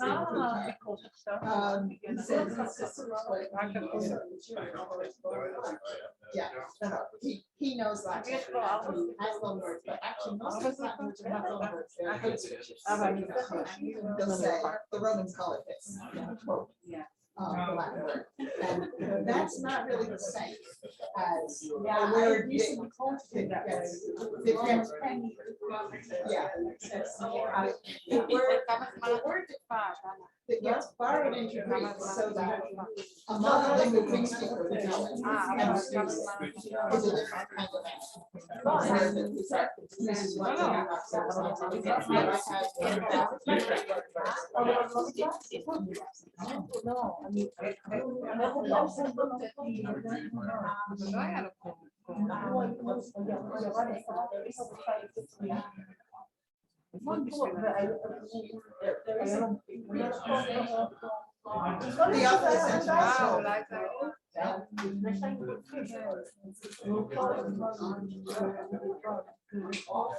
And he has a lot of. Modestine, yes, yes. And I have, And he has some applications which he expects him to yeah, Modestine is. Hi, how are you? Nobody Roman law in Greek at that period. So somebody there he is, like, this is not supposed to happen. This does not exist. And yet, you know, there is. He is in my lexicon. Yes. I remember the first one I sent you. Remember your grandchild? Maybe that, yeah. That was a But lie. you took some of us at the end. He has some. The portrait. Well, the Sicario is awesome. Yeah, would you please? They have my email. They are really, really interesting. Ask me. Sicario. Oh, I would really appreciate I that. sent You know, it. because I can have that. The Roman provincial authorities had a word for these problematic types. But why did the Greek-speaking populace adopt the word from the, there doesn't seem to be another word. You know, it's just the Sicario. So that's what I find most interesting. But yes, he has some others. Not that many.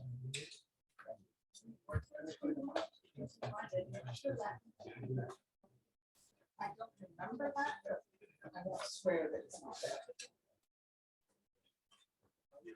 Well, I truly hope that ebook comes out very soon. Cambridge University. Yeah, no, Oxford and I had a fight tonight.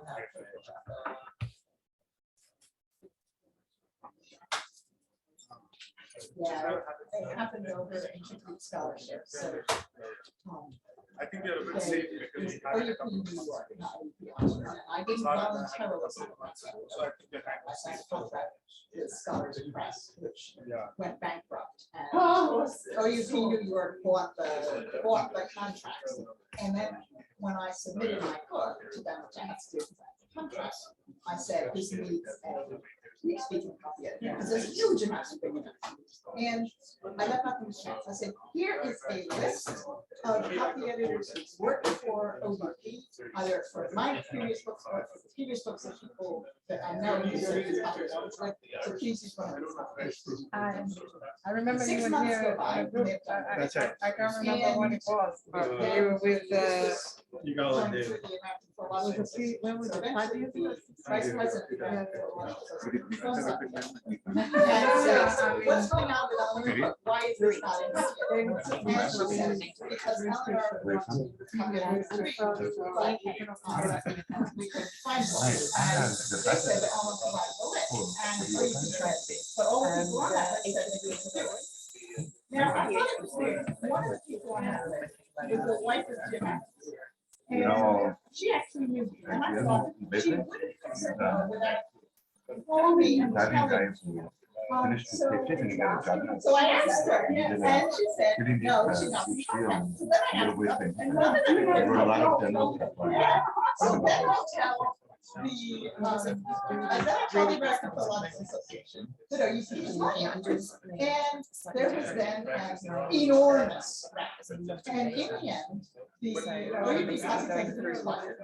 And I was, I can't remember. It was a long time ago. I say it's not OUP. And I was bound to return to that out. I just thought, okay, I don't want to have with this license. And so I wrote to see and see one senior report happy to see. And then OUP says they will sue CUP if CUP publishes Changes a lot over the- because they have. Yes. And I think it was Harry Potter for Pete's sake. I mean, you know, how much money are they gonna make on this? It's really tough. It's serious. But What about the the result of all that was that, then the American Philosophy Association, just for the honest, what I thought the contract was, said they backed it, and so you withdrew. And then I needed to hear about a long time ago. Everyone said that. We want to start. Please take your seats, and there is some announcement about schedule. Nice. That I would pay them £4,000 to pay for it. It's a very cool question. And I said I would never publish this book. That is that. I quit. My book will remain. That's a very cool Never, observation. ever let it express Yeah, it's soil. great. News that we report on, right? So- And then That's my what it is. department- Yeah. We want to begin. Just a quick announcement about the schedule, okay? So we'll start now at 1:15. We're all going to walk to Fabiano, which is just the next door cafe. We're gonna have lunch there. That's at 1:15. And then after, right there. Yeah, so 12:15. And at 1:15, from there, we'll hop on a bus that will take us to Museo Artsot Mikra. It's a museum very close to this place. And then we'll get a brief tour and we'll get a lift back for the afternoon session, okay? And tomorrow, we're trying to see if we can make the schedule shorter. We don't have a definite answer on this, but we'll try to combine the lunch with the tour of the Monastery of the Cross, so we can begin the afternoon session a bit earlier and end a bit earlier. I'll let you know about this. Are we starting at 9 tomorrow? Yes, Because the shuttle that is- was a mistake. That Oh. was a mistake. So the shuttle will be at 8:30. Yeah. Okay, Eitan, So please. there should be handouts coming around. Maybe please let someone know if there's anything. Yes, always. I thought I did. Okay, so can you hear me? Yes. I'm not very loud. So I'd like to begin by saying thank you. This is the first time I've been in a conference since the advent of COVID.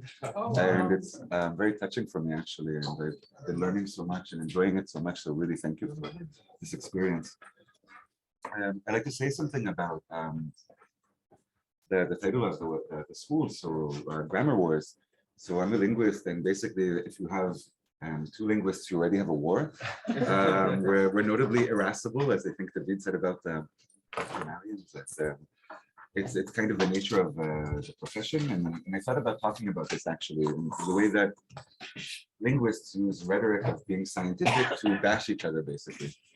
But the wars are not only between linguists, they're also within linguists, and I felt that at least there was some kind of skirmish inside of me, and I didn't really want to talk about this, but rather talk about something I thought would be more interesting for you guys, which is about conflicts between grammars, not in the sense of theories of grammar or models of grammar or descriptions of grammar, but actually really what happens when some chunk of language conflicts with another chunk of language. And in what ways these conflicts are resolved. Because as language users, as speakers and listeners, we come into contact with a lot of conflicts, but we also resolve them. So it's actually kind of a nice model of how things can work.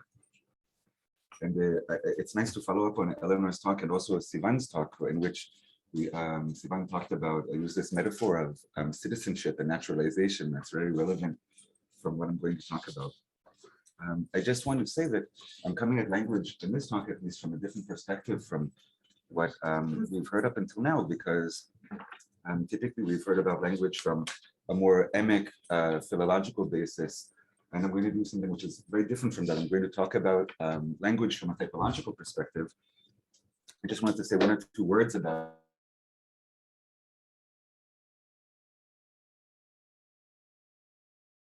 where I'm coming from in this talk, at least in the hat that I'm wearing today. Yes and no. Yes and no. So typology is generally interested in the discovery of linguistic universals. Originally, it was conceived of by Joseph Greenberg as sort of a competing model to the emerging Chomskyan model, right? So how do we know what universals of language are? Chomsky thought that this is theory-based. Greenberg said, no, it has to be inductive, empirical, based on looking at big samples of languages. So this is a tradition that I'm going to be working in today. And again, it's really explicitly non-emic. And that's an important point. It's not like a mistake. It's not a bug. It's really a feature. And in the typology, we tend to see comparability as a problem. How can you actually compare languages or chunks of languages and take a non-emic perspective on language? And so we tend to see this as a problem and to develop explicit methodologies for dealing with that. That's not the focus of today's talk, though. And probably, at least some of you guys who are working on South Asian languages and cultures will also know something about typology, these famous correlations between word orders, right? So if you feel language as postpositions, it's probably also going to have object-verb word order, and maybe this is something familiar to you. I would like to say that I feel a little bit like Daniel coming into the lion's den, because as I was preparing this, I saw that a lot of my examples are from South Asia. And so if there's some point on which my examples are wrong, please do let me know. I mean, ideally at the end, but if you feel a burning urge to tell me that I'm wrong in the middle, please feel free to do this as well. That's really okay. So I'm going to be talking about language contact, but again, not from the point of view of a single contact situation, which is what we as descriptive linguists and philologists are generally familiar with, but a typological approach, which is actually very rarely done. And I've worked on this a bit, so I'm going to show you two case studies, hopefully, too. I'd like to say that in the beginning of language contact studies, which obviously goes back as far back as you want it to go. I mean, in Eleanor's talk, for example, we heard discussions of whether loan words are good or bad and whether it's normal. But in the 20th century, when Uriel Weinreich wrote this kind of classic book about language contact, he was still in this kind of structuralist Saussurean mode, right? So for him, language contact is this huge problem. And in a way, I mean, this is not his point of view, but it's a little bit similar to language users and commentators who find that there's a problem with, language purity as opposed to hybridity and so on, and have opinions about this and attitudes. Weinreich saw it as a big problem that if languages are these kind of self-contained Saussurean systems of signs, then what's actually going on in the mind of the bilingual speaker? Do you have multiple systems? And these systems are somehow interfering with each other. So in like the 50s and on, there was a tendency to use the term linguistic interference. So if I'm speaking, my native language is English, I speak Hebrew or vice versa, then the language that my first language is interfering with my other language. And this is something that speakers often do notice and have thoughts and feelings about.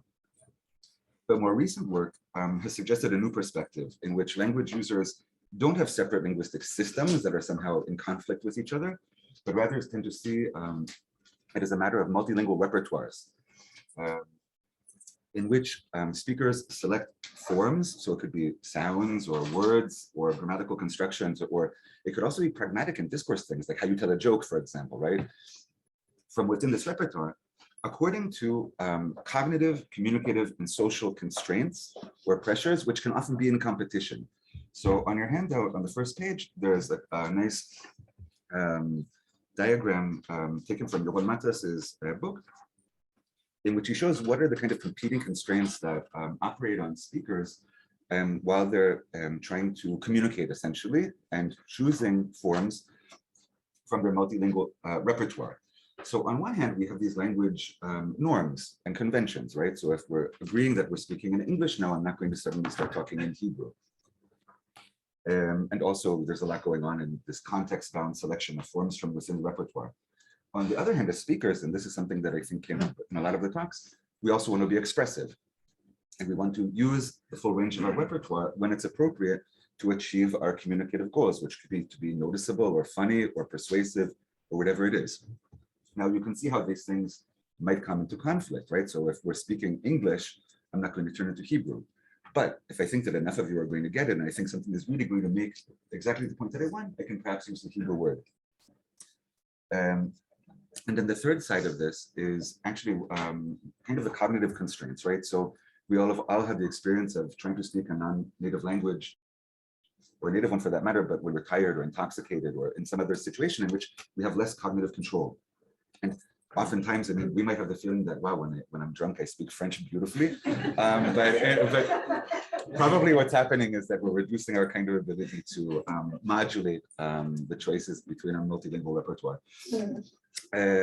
But also this has to do with linguistic things. So Matras argues persuasively that there are certain kind of points in language and discourse that are more prone to like speakers kind of deciding that at this point, it's not really worth maintaining a distinction between the different parts of my multilingual repertoire, which might have different names. So for example, if any of you have been in contact with Arabic speakers will use the discourse marker yani in every language that they're speaking. And Matra showed that this is not an isolated feature of Arabic.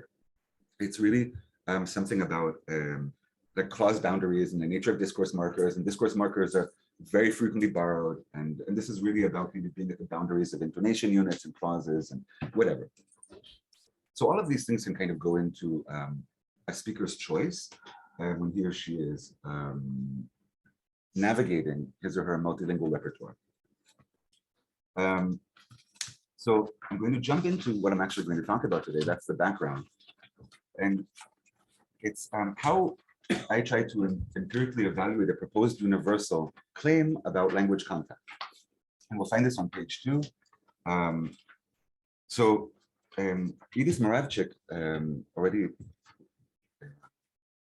44 years ago, in really one of the first works on universals of language contact, said, a grammatical word cannot be borrowed unless the linear order with respect to its head is also borrowed.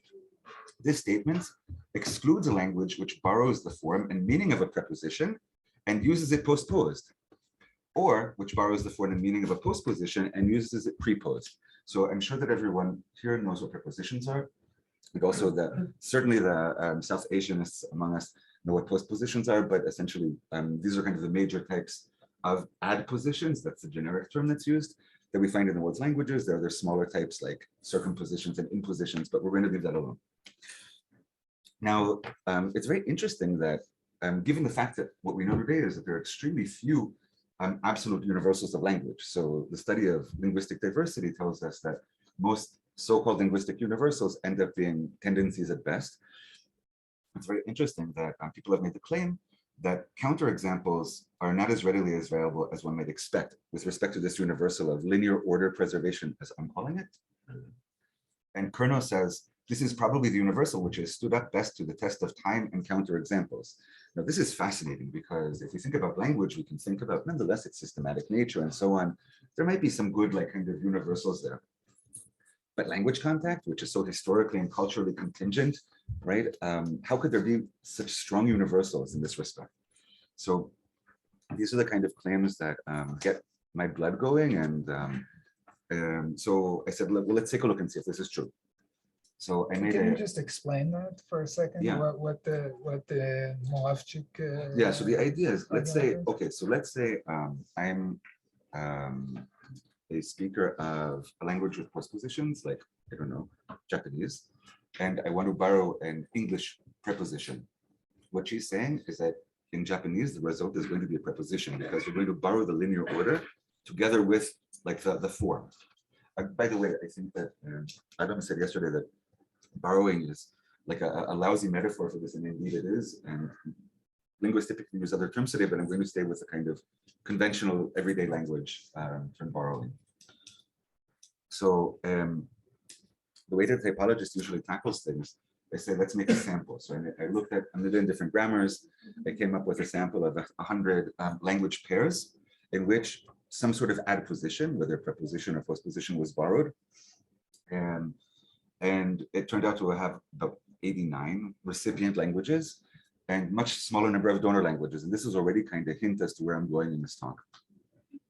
And if you look at the areal breakdown, typologists typically work with basically continent-sized macro areas for kind of historical reasons. I mean, language contact is actually very often very ancient, and it scales up essentially to continent-sized areas, sometimes larger ones and sometimes non-contiguous ones. But this is just the way to present it. So we have a couple of examples from Africa, nothing from Australia, unsurprisingly. Eurasia, a lot of examples, North America and South America, quite a few. I'll say in advance that we're not talking about all of indigenous North America. We're talking about the part that's influenced by Spanish and Portuguese. Does not happen in languages kind of north of this area. And the Pacific, all right? So Pacific is sometimes called Papunesia, as an amalgam of Papua New Guinea and Indonesia and this kind of whole Pacific sphere, but I'm just going to call it the Pacific here. So if you want to understand if what Moravchik proposes is correct or no, it's a true claim about language, then we have to kind of really define what we're talking about. And maybe this is a boring part for you, but I wanted to share with you how we work. So first we would ask, what are the logical possibilities, right? If you have a preposition or a postposition and the language that's borrowing it also has a kind of basic word order with respect to this, right? So again, the situation, I'm a Japanese speaker, I want to borrow maybe a preposition, maybe a postposition, right? But so I have three variables. And we're going to leave aside all of the minor funky stuff, and we're going to leave aside languages that don't have a dominant word order for adpositions. Okay, we're just going to talk about cases that are clear. So does that mean you also, if a language has an adposition that could come either before or after, you leave that out? I leave it out in the initial statement. What I'm going to show is that this is a possible result of language contact. This is not something that we normally find. I mean, if we go, like, I don't know, maybe I'm talking out of my area of expertise, but my understanding of archaic Indo-European, certainly like Homeric and Vedic and so on, and other languages, is that adpositions were not very strongly grammaticalized at the time, right? And so you have these kind of adverbial-like particles that appear all over the place. But I mean, I think most people today agree that these are not yet full adpositions in these archaic varieties in Indo-European, right? So we're not talking about like these kind of particles that can kind of be anywhere, maybe in accordance with some sort of semantic or pragmatic thing. There are languages that allow a particular adposition to be either to the left or the right or before or after. But the only cases that I know that are really good cases are cases that are the result of language contact. It's not a typical state of affairs. Okay. Sorry, Well, it's a long answer to a short question. Well, I could have made the question, I could have made it shorter if I'd given an example. I was thinking of, for example, in Hindi, a word for without bina. Yeah. It can come, we have Hindi speakers. Is that right? Yeah. But I'm not sure whether that's actually an adposition. Because I'm not either. It's sometimes, yeah, so I'm going to treat things that mean without typically as adpositions, because in the grammars that describe them, they often are. Without is actually very interesting. I'm not going to talk about the semantics of borrowed adpositions today, but without is really one of the most borrowed kinds of expressions across the world, right? Like, so it's typically going to be one of the first things that's borrowed. Without exception. Well, yeah, I mean, so, all right. So I'm now on page 3 of the handout. I'm sorry, I made slides, but then I saw everyone had handouts and I was a little bit jealous. So we're going to be looking at the basic linear order of an adposition with respect to its complement. So that's the kind of noun or noun phrase that occurs with the adposition. In the donor language, the same thing in the recipient language. And once the adposition is borrowed, what does it end up? Does it end up as a preposition or an adposition? So we have 3 variables. That gives us 8 logical possibilities. I'm going to talk about those shortly, but first I'd like to say that I'd like to make a distinction between harmonic and disharmonic situations, right? So if we're in South Asia, maybe, or certainly Central Asia, where most languages love to have postpositions, at least the languages that have been in the area for a long time, we're going to get very harmonic situations. So if I'm a Turkic language borrowing something from Mongolic, then I'm going to have a harmonic situation, which is going to be trivially uninteresting, right? Because if I'm going to borrow a postposition and my language is postpositional, what can happen? It can only, I mean, there's no reason to think that it will come out anything else. So we have situations where the borrowing language or the donor language and the recipient language have the same basic order. The prediction is that some of these cases are going to trivially observe, I mean, they're always going to trivially observe this proposed universal, right? I mean, it's always going to come along with its order because there's no reason that it shouldn't. Disharmonic situations, and again, we're in this language of war and conflict and harmony and disharmony.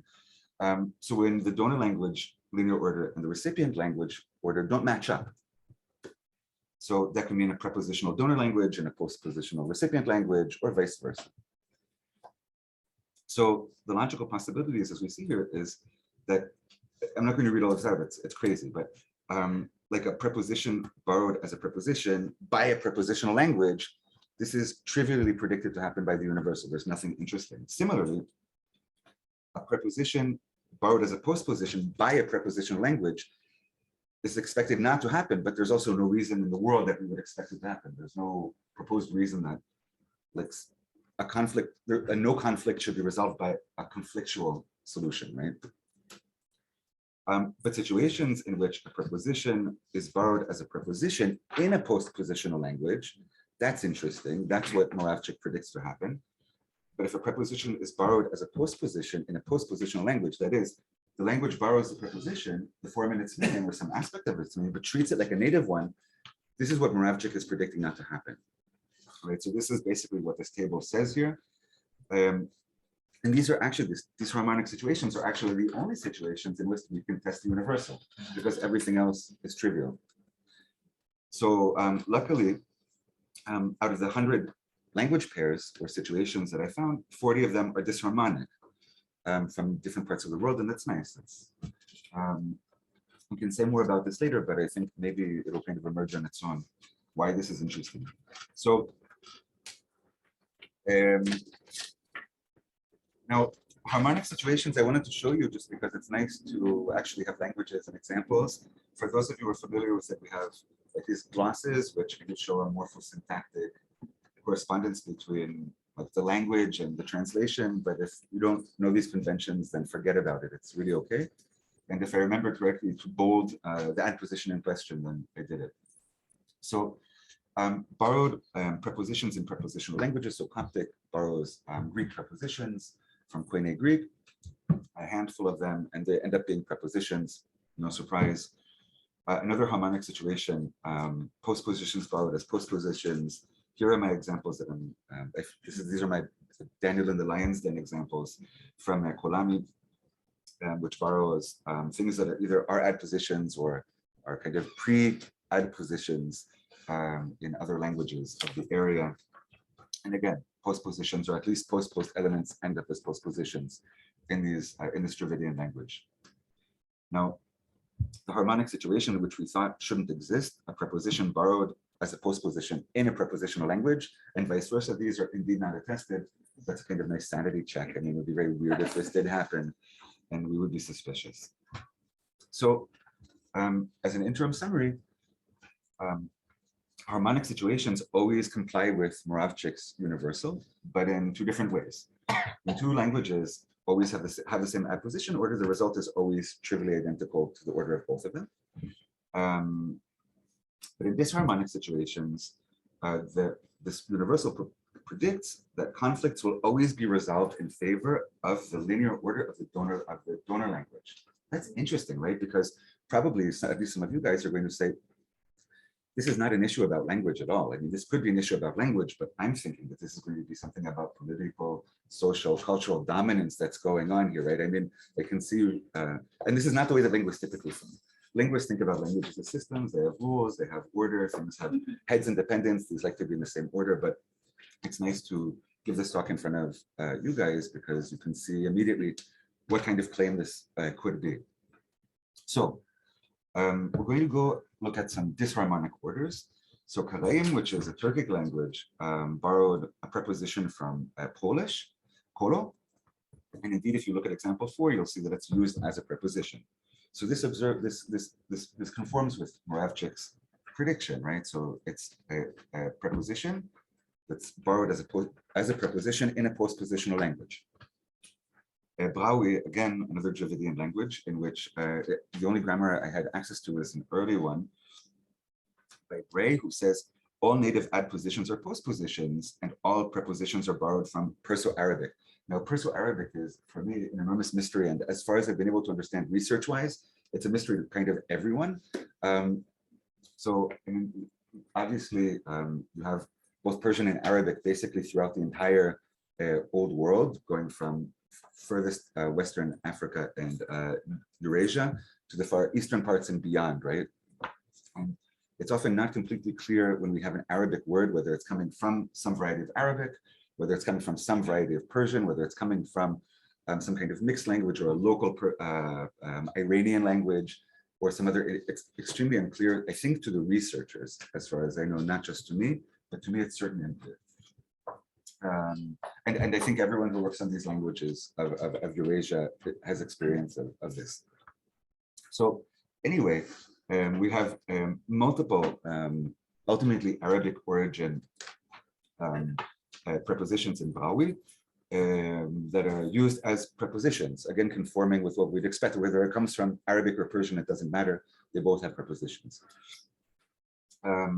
Then we're getting into these kind of funky Central Asian Turkic varieties that also borrow from Persian, or sometimes, again, local Iranian varieties that have prepositions. So Turkic languages are generally postpositional. When they borrow prepositions from Persian, they end up being prepositions, again, conforming with Moravcik's prediction. To take us to a different part of the world, Cavigneña, which is spoken in Bolivia. I won't go into the kind of grammatical analysis here, but what we can clearly see is that the Spanish origin preposition hasta, until, is borrowed as a preposition, although this language is postpositional. And Guillaume, who wrote the descriptive grammar of the language, says, as in Spanish, this morpheme is preposed to its argument in Cavigneña. Note that except for this borrowed morpheme, Cavigneña does not have any prepositions. Right? Okay, so that's one kind of disharmonic situation. Prepositions borrowed as prepositions by postpositional languages.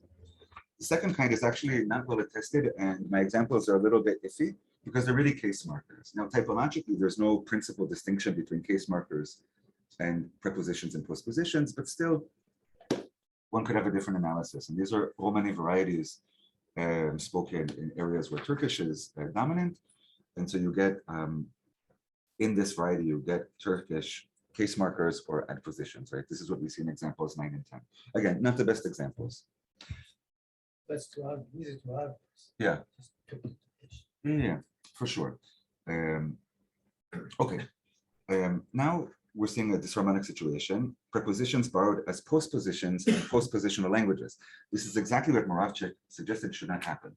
So our first example in 11 is from Basque, which obviously historically under lots of influence from Romance in the area. And we have contra, in Spanish, a preposition. In Basque, it's used as a postposition. And this is like the normal usage. This is not unusual. Turkish has lots of Arabic origin postpositions that are originally prepositions or at least preposed. This might not be the best example, but there are others if you're interested. Sri Lanka Malay for the Sri Lankanists here. So this is a Malayic variety that's spoken there. It's not Sinhala, of course, or Tamil. And it borrows a post-positional clitic or postposition from Javanese. This is this nang. So we see it as a postposition, but in Javanese, it's a preposition. And staying within the same rough area, we have Manambu, a language from Papua New Guinea, which borrows the preposition one time from Tokpisin, which is the regional Creole. It's an English lexifier Creole, meaning with or together with. In Tokpisin, it's a preposition. In Manambu, it's a postposition. Also, we have a rare sociolinguistic comment by the author of the grammar. The Tokpisin preposition and adverb one time occurs in Manambu as a postposition, replacing the postposition wuken together with. The postposition one time is used by younger speakers and is considered highly substandard. So, all right. Now, we're going to see now two languages that we've seen before. So one is the Khalaj variety of Turkic, which borrowed ta from Iranian, but look, now it's used, it's a preposition that's used as a postposition. So what we're saying here about Khalaj Turkic is that the same borrowed morpheme, the same borrowed adposition can be used either preposed, which is what would be in conformity with Persian grammar and conform with Moravcik's proposed universal, or it can be used postposed according to the inherited grammar of this Turkic variety. And these are the situations that I know of in which the same morpheme can be used preposed or postposed. And we have a very similar situation with Brahui. So previously we saw borrowed prepositions in a basically, at least inheritedly, a postpositional language, but we also see borrowed adpositions used as postpositions, again, in conformity with, let's say, South Asian or Dravidian basic word order. Okay, so all of these examples don't conform to Moravcik's universal. Now, I'm going to talk about the fourth situation, this harmonic one, a postposition borrowed as a preposition in a prepositional language. So some varieties of Neo-Aramaic, a Semitic language spoken basically throughout what we could call Kurdistan, borrowed a lot of adpositions from other languages, sometimes from Turkic languages. So in Azerbaijani and Neo-Aramaic, it takes the Turkic postposition kabach, and it uses it as a preposition. Again, not what, and also can inflect it for person like native ones and so on. So again, this doesn't conform to the proposed universal. Now, why are there so many examples of prepositions, right? So why are there so many examples of prepositions being used as postpositions or as prepositions by borrowing languages, but the converse is not the case? Well, I'm going to give you a kind of hint as to where I'm taking this and say, for the most part, in most parts of the world, prepositional languages were spoken by people who expanded beyond the confines of the original speech community homelands, right? So if we think of the big colonial languages and the expansionist languages, or the languages which became vehicles for new religions that diffused, these languages really tended to be prepositional. And this is a fact about human history and its contingencies, and not about being prepositional or postpositional, probably. It's not because the language. It's not because, right? I mean, so we see there's a correlation, but if there is some kind of causation there, then we can see which direction it probably goes in, right? Okay, so I'm going to briefly summarize this part. We see lots of harmonic situations, about 60% in the sample, 40% disharmonic. These harmonic situations are found in Eurasia, South America, and North America, but really only, so what I call, actually Thomas Stoltz called the Iberosphere, so the parts of the world that were in contact with the Ibero-Romance varieties. And this is really not just the Americas, it's kind of the whole circum-Pacific, because it includes Guam and the Philippines and And these are Austronesian languages, right, that belong to the Pacific. So linear order is typically preserved about 2/3 of the cases, but 1/3 of the cases it's not preserved.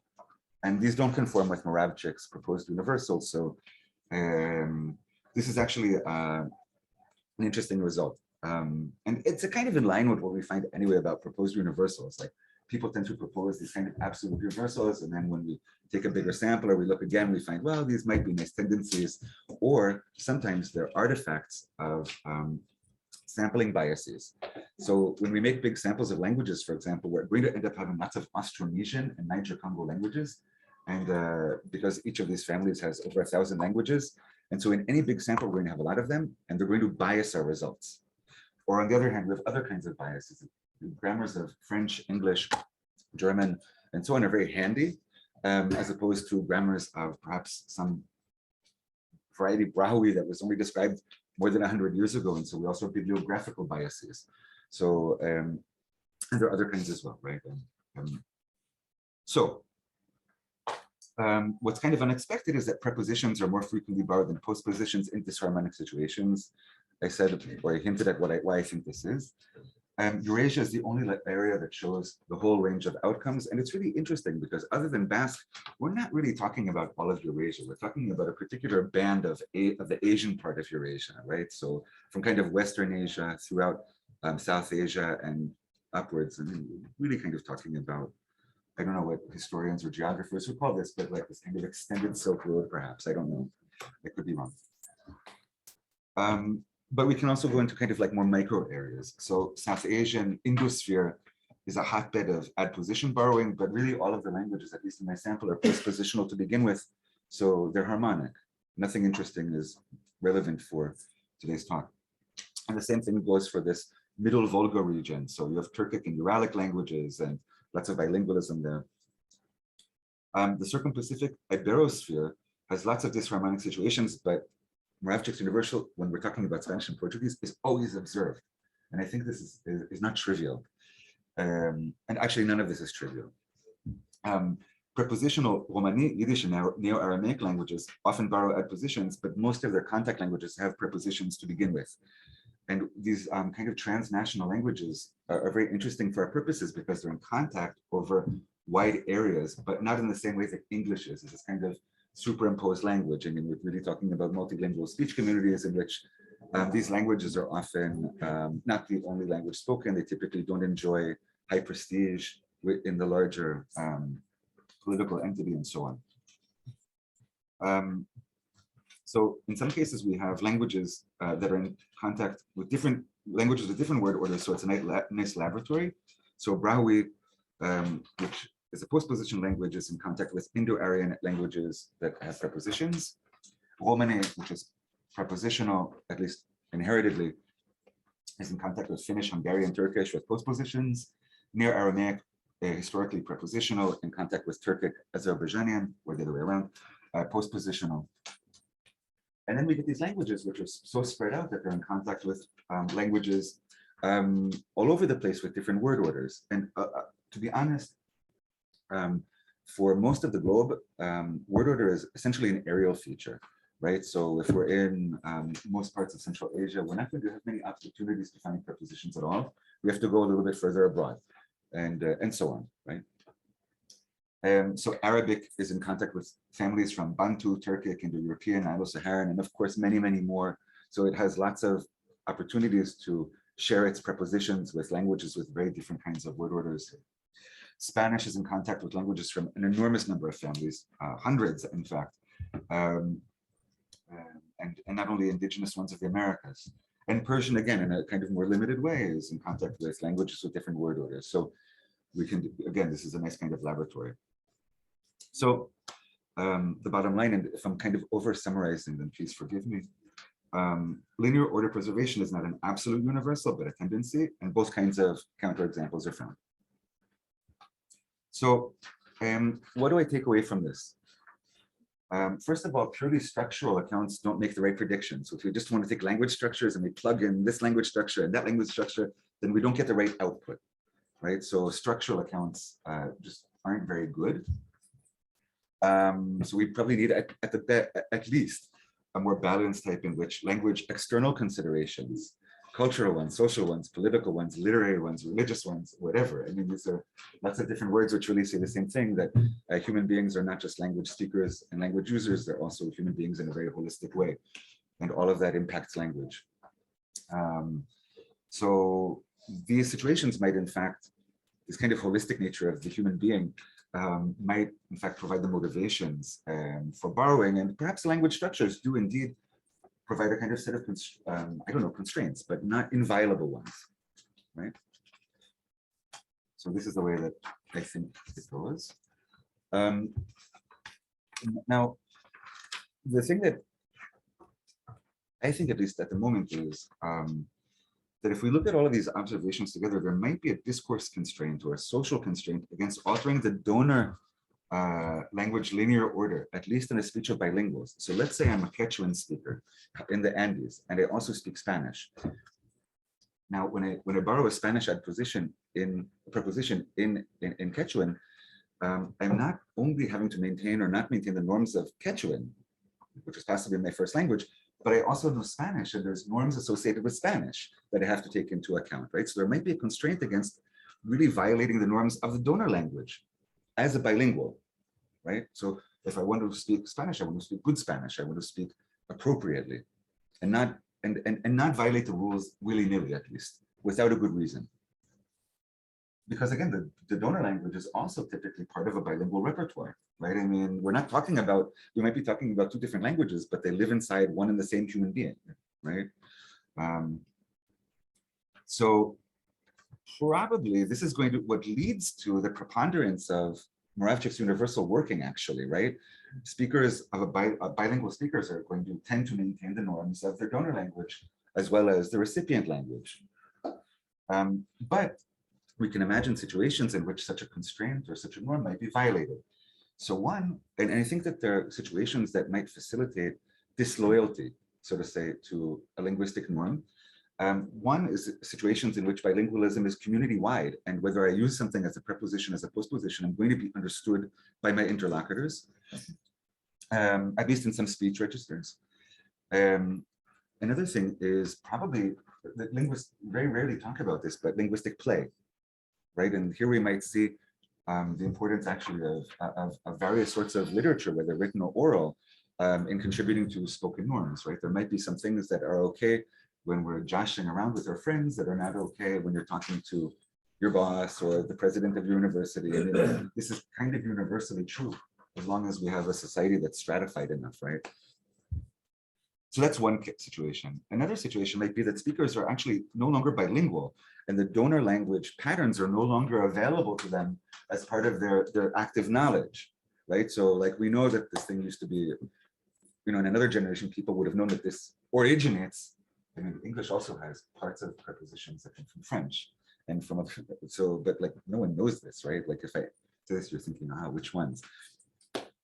So it would make sense in this case, possibly, that at some point there might be this linear order rule might be violated as well over time. But I think the main point is that when we look at linguistic typology, we also have to look at sociolinguistic typology as well, and really think about the typology of situations, context situations, which has actually really never been done, only in very recent years. And in part due to this work that I'm showing here, people have started to say, well, we need some kind of explicit way of categorizing context situations. Okay.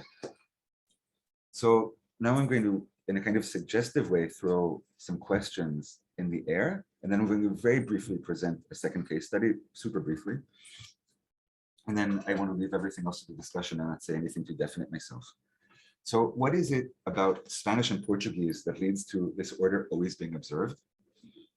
What is it in this kind of this area that Don Stilo called the Eurasian Araxes-Iran linguistic area? So this kind of big area between Western South Asia and Western Asia and so on, which is really kind of including the parts of the Caucasus, which is really a linguistic area in the way that South Asia is. Why do we find there so many varieties of outcomes? Like, why is it diverse there? And if we can identify some of these factors, can we apply them to kind of geographical outliers that are really anecdotal within the sample? So I want to kind of again reiterate the question, why when we see like Spanish and Portuguese in contact with all of these indigenous languages, do we see that they're always keeping the Ibero-Romance word order, whereas in places like Central Asia and Western Asia, we're going to find more variety, more varied outcomes. We'd just like to let your mind play with this briefly. And I'm going to turn now to something which I allowed myself the laziness of keeping the slides. Let's first more like idea. Can we leave this for the end? Because really, I just want to say this and then see where these things go together, because this is from a very different domain. And it's something I've been working on in recent years. And the question is, have the sound systems of the world's languages become more homogeneous in the recent past, more similar to each other? And I've been working on this.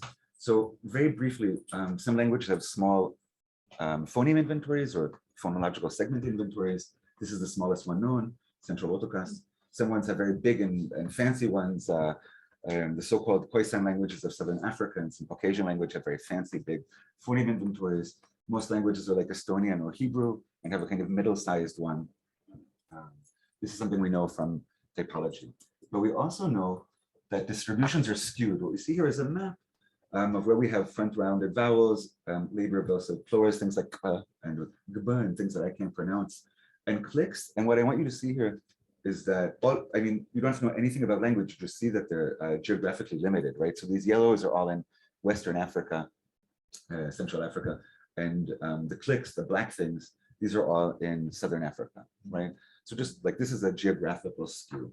But also lacking things that most languages have is also skewed geographically. So fricatives, sounds like ha, sa, sha, very common in the world's languages, are found everywhere. But in Australia, we famously find no fricatives. If you want a very funny explanation for this, ask my team. And no nasals is extraordinarily rare, and we find it very sporadically. Now, if we look at big databases of sound systems, we're going to find these frequency distributions, which always look the same. We have like things that are extraordinarily frequent, never in 100% of the languages. They kind of taper off. And once we get past, I don't know, 100 sounds, we're going to get this very long tail of things that are found in one language. So these are some funky sounds that are attested only once.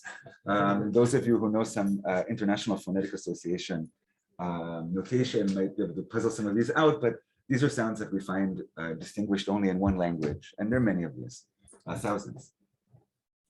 Now, the question that I'm interested in is, again, in line with what I showed earlier, can we see if historical events, in particular those related to widespread language contact, led to changes in these cross-linguistic frequency distributions? Essentially, are sounds that are today very common, were they always common in the past? And this is a very difficult question to ask, principally because we didn't have data for this. So now we have data for this. One is Foible, which is curated by Steve Moran. It's a huge, huge repertoire of the world's sound systems. There are thousands of languages there, and you can look at it.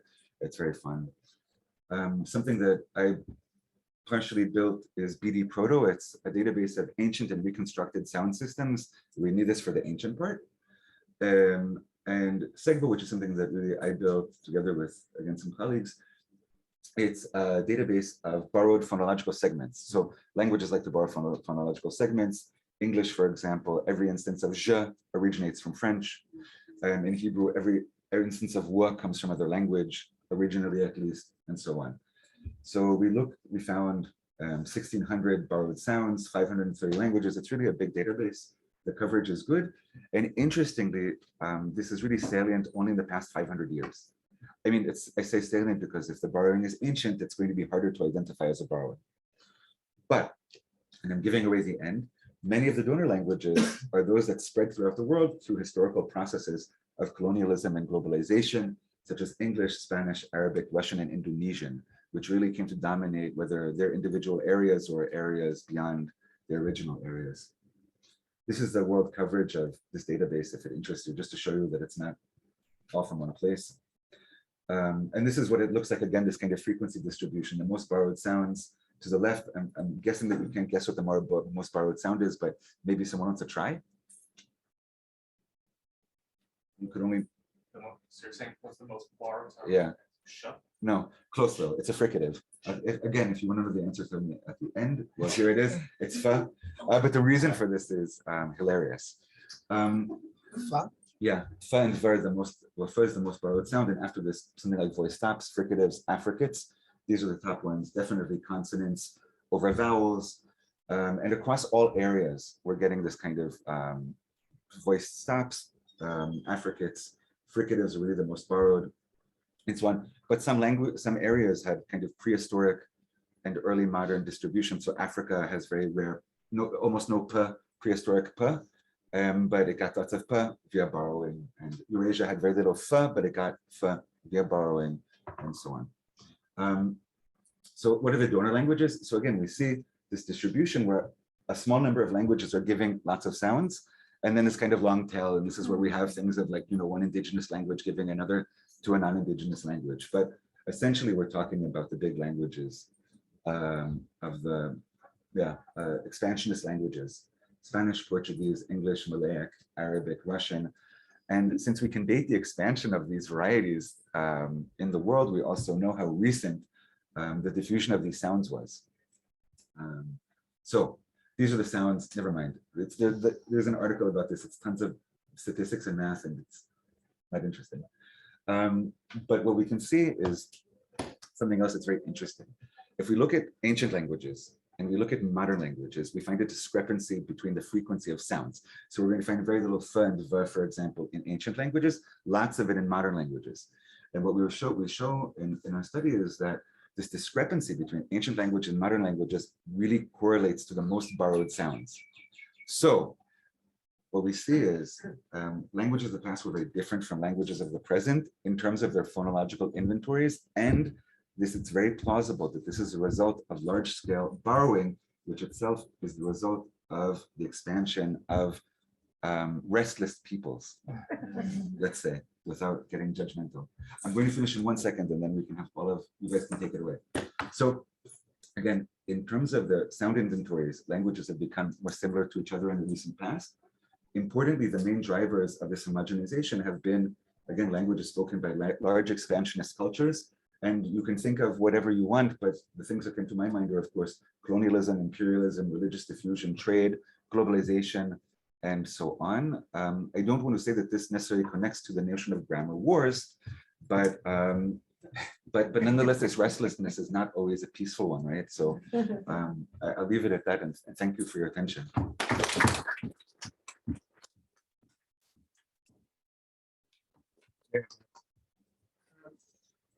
An example I'd like to raise, which may or may not fit your analytical system. You tell me. Sure. Back to your original paper. Most of the examples you're giving are borrowed sounds, borrowed morphemes. You extend that to actually long words. Sure. But I have some examples. There are some examples. I'm going to give one now, in which what's borrowed is not the actual sound pattern itself, but the idea. For example, I mentioned some of this thing the other day that in Romanian you have a postposition definite article. Right. And some other languages have it too. But Bulgarian also has it. Yeah. So this is Now let me put it into a framework. Obviously, two totally unrelated languages. Maybe they both got it from some kind of distortion of Turkish. That's possible. But in both cases, Romanian doesn't share it, as far as I know, with any of the other Romance languages. In Bulgarian, or any of the other Slavic languages, as far as I know, maybe it's an exception. So what's been borrowed, and it's hard to know which direction of borrowing. What's been borrowed is the idea of doing this, not the actual thing. So there are two phenomena linguists would call. One is so, as I said earlier, and as Adam said yesterday, linguists tend to use borrowing only in informal context, and what they would say is matter replication. So when you're borrowing the actual form of something, and pattern replication, which is exactly what you said. The other thing that we find here in this Balkan area is what's called by linguists sometimes contact-induced grammaticalization. And what we find is that languages undergo very similar developmental processes through influence, whether mutual or asymmetrical. And this is very widely discussed. Can you give some other examples where this happens? Yeah, of course. So Western Europe, which we tend to treat as like this kind of universal culture, it's a hotbed of shared grammaticalization. So for example, perfects that are built not morphologically like Greek, but rather with have and some sort of participle. This is very Western European, very rare elsewhere. Relative pronouns, very common in Western Europe, very rare elsewhere. And you can multiply this. This is this notion of standard average European, but we can go anywhere in the world that you want. We can go to South Asia, and even someone who's not a South Asianist can tell you about shared grammaticalization and copy. I'm sorry, pattern copying. Yeah. It's universal. I don't want to moderate, so maybe like this. Okay, go ahead. So I'm wondering if you, in your research of preposition borrowing, thought about the difference between kinds of preposition inside the language.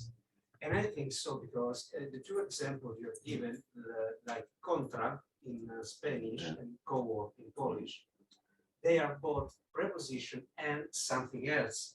Because contra is one of the few prepositions that can also be used adverbially in Romance languages.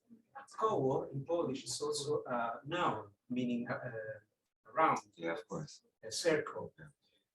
So does this factor affect, of course, the borrowability of preposition? I'm not sure that it affects the borrowability per se, but it does affect how they're integrated morphologically and syntactically, of course. I mean, I didn't go into this. This is a whole different story, but sure. So if something is originally like a noun genitive construction in the donor language, I mean, this can impact, I mean, both in terms of order and the way that it's integrated. And of course, you're completely correct. I mean, typically adpositions, we know where they come from, right? So they tend to come from either genitive constructions, like in Semitic, or they tend to come from verbal constructions. This is common in Africa and other places. I think also Chinese. Yeah, Chinese, of course, and also South Asian and the European languages. You have adpositions developing from participles, right? And sometimes from like kind of these adverbial particles like we have in Indo-European. So of course, the source is going to probably impact how they're integrated. That's the only thing I can say right now. Thank you. Yeah. So, yes. So I have a clarification question. Yes. So in these disharmonic examples of graphically with the Persian Arabic, so both these words mean without. Yeah. And so we get to it both the examples. One, it's in the language which is the receiving language. It's keeping the construct of the preposition. And in one example, it is Sava. Yeah. It is changing it and adopting it according to its own. What would you like make? Well, I don't know the story for Blaui actually, but what I think is it's one of two situations. As I said earlier, I think one is in which like bilingualism is community wide and one can play with the order, or situations in which there's no strong need to conform to the norms of the donor language. And this could be due to actually a loss of bilingualism, like no synchronic bilingualism and no active knowledge of the donor language grammar. But I don't know, and I haven't checked this for individual cases. These are just possible ideas. I mean, also, I kind of want to raise again this issue that I said earlier. Why does Spanish always impose its order, and why do we find in other places not? And I mean, I wonder if you guys have thoughts about this, because I certainly do. About that specifically, I mean, just kind of harking back to the movie we watched 2 days ago. I think maybe it's because Spanish and Portuguese, as it was forced on the natives in, I suppose, in every colonial country there was sort of forcing language, but in Latin America it was more systematic and long-term. I think to the point that it's sort of even today very much going with linguistic terms, the native languages are very marked socially, which I think again going into the sort of loyalty that even speakers of the indigenous languages have a strong loyalty to Spanish. And the contrasting situation in this kind of extended Silk Road. Because what characterizes that? The language content was much less formal. That I mean, there was like imperialism and colonization, but I mean, especially with Persian, I again, I'm saying it's not as a Persianist or anything, so correct me if I'm wrong, but a lot of the language contact arrived for the imperials was it more so by trade. So, and I think there was less sort of, even in time, even the empires of the region, much less so tried to enforce their culture on locals compared to the Spanish and Portuguese. Right, so sort of summarize very different power relations, right, between the speakers of these language and also the situation of how they actually spread. I think also, when we said long term, I mean, it's true, this is an ongoing thing, and but I mean, if we think about the languages and cultures of Asia, then I mean, we really find people coexisting with different languages over long times without necessarily strong or permanent dominance relations and things very shifting and existing within empires again, which can be multilingual and so on. And this might actually have really have impacted. Actually, that might be one of the more basic problems that the European empires were much more opposed to the idea of bilingualism and wanted to enforce the language, while the Asian empires, you said as long as they at least spoke the ruling language, they didn't mind if they also amongst themselves spoke it. Well, I'm not a historian, so I excuse myself, but these are my thoughts. There are many possible answers. I don't want to try and answer this. I don't want to try to guess, but I want to, first of all, thank you. It's kind of mind-boggling with its interesting subtext, I think, about what we're doing here. So I want to push you on that subtext. So what you're doing is, okay, forget your emic kind of petty grammar wars. Let's take a look at this from a kind of an etic, super bird's eye vision kind of thing.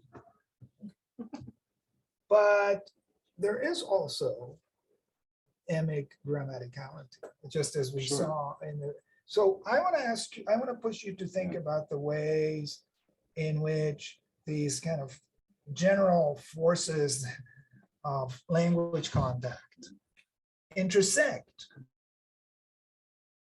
with the emic concept we've heard about, for example, in Eleanor's talk, and what happens when the emic meets the e. That's a beautiful question. So, and I do have a kind of answer to this because I thought about it a lot. So, what we typically do in typology, and this is debated, but I think there's a kind of convergence on this idea, is that we want to give a lot of respect to emic descriptions, right? This goes back to Franz Boas and the principle that languages should be described in their own terms. And typologists really subscribe to this because also mostly typologists are also descriptive linguists. They're not only typologists. So we have this. But then we also have the fundamental incomparability of emic categories. But we do want to compare languages. So we need a kind of etic grid, to use this term. And then therefore we develop what Martin Haspelmath has called comparative concepts. And these are concepts which are not supposed to reflect emic categories. They're only meant to compare between languages. And Haspelmath says, these are not psychologically real. They're just constructs made for the purpose of comparison. And it's true that we need this. But when I read this, I thought, I was very convinced, but I thought actually they are kind of psychologically real for multilinguals, right? Because nonetheless, we have,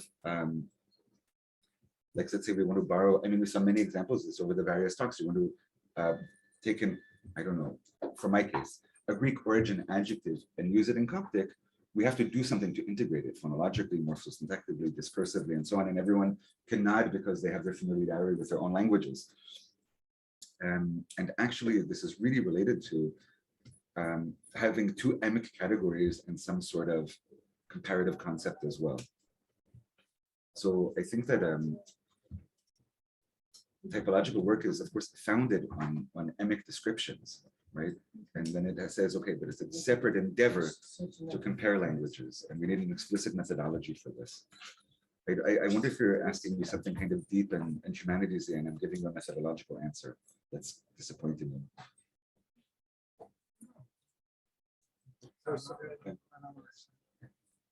Thank you for bringing in your perspective of the theme of the conference. So far, we talked about the war of grammar before grammar. But has a new perspective on between the grammars.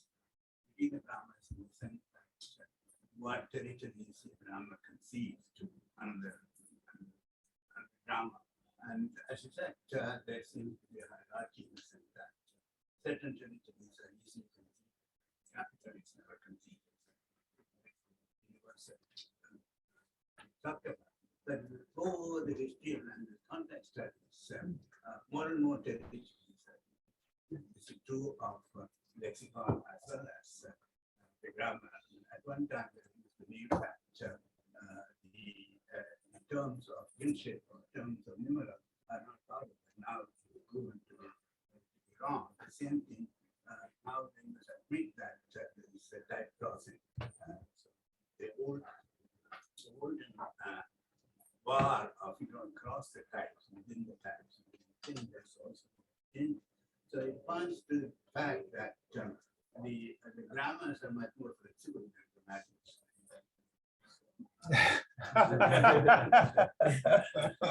And also the two other facts about convergence between grammars to conclude for a long time is one.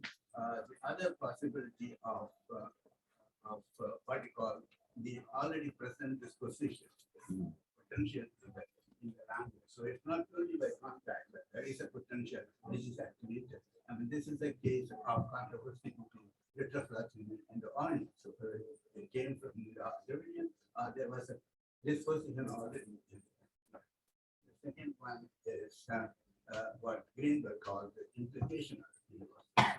If a grammar has allowed B, it would have allowed A. So it's not arbitrary kind of that brings new dimension of the grammatical war. I mean, this is a war with some laws, right? It's not a war of individual disposition.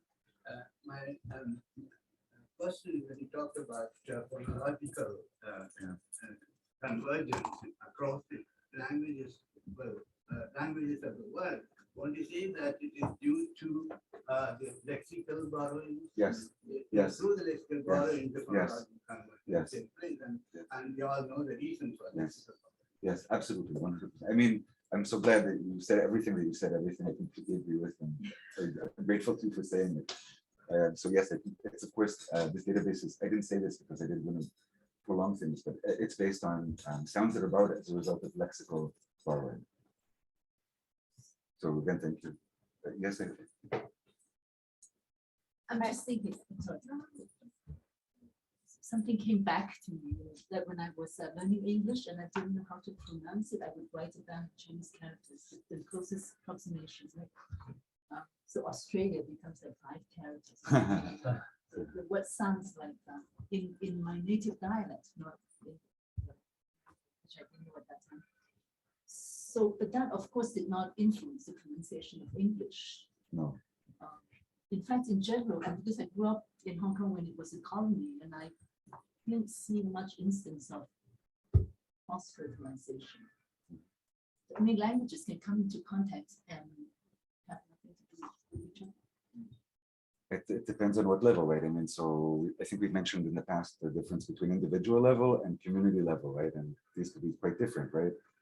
And I mean, also like having a multilingual repertoire could not be full competence and active competence in both, right? So like I can read German, it doesn't mean that my German's not good enough to influence my English or Hebrew, right? I mean, yeah, No, but even on the community level, if I look at the signs on the bus or something, it's not as if the signs are influenced by English or syntax or pronunciation. It's just Cantonese. Names, street names.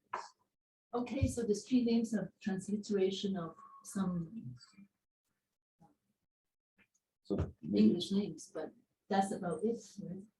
I think there are 2 other questions for Sarah, and then okay, and then awesome. I just wanted to ask about if there are any metric considerations, like a monosyllabic pre or post position versus No idea. multi.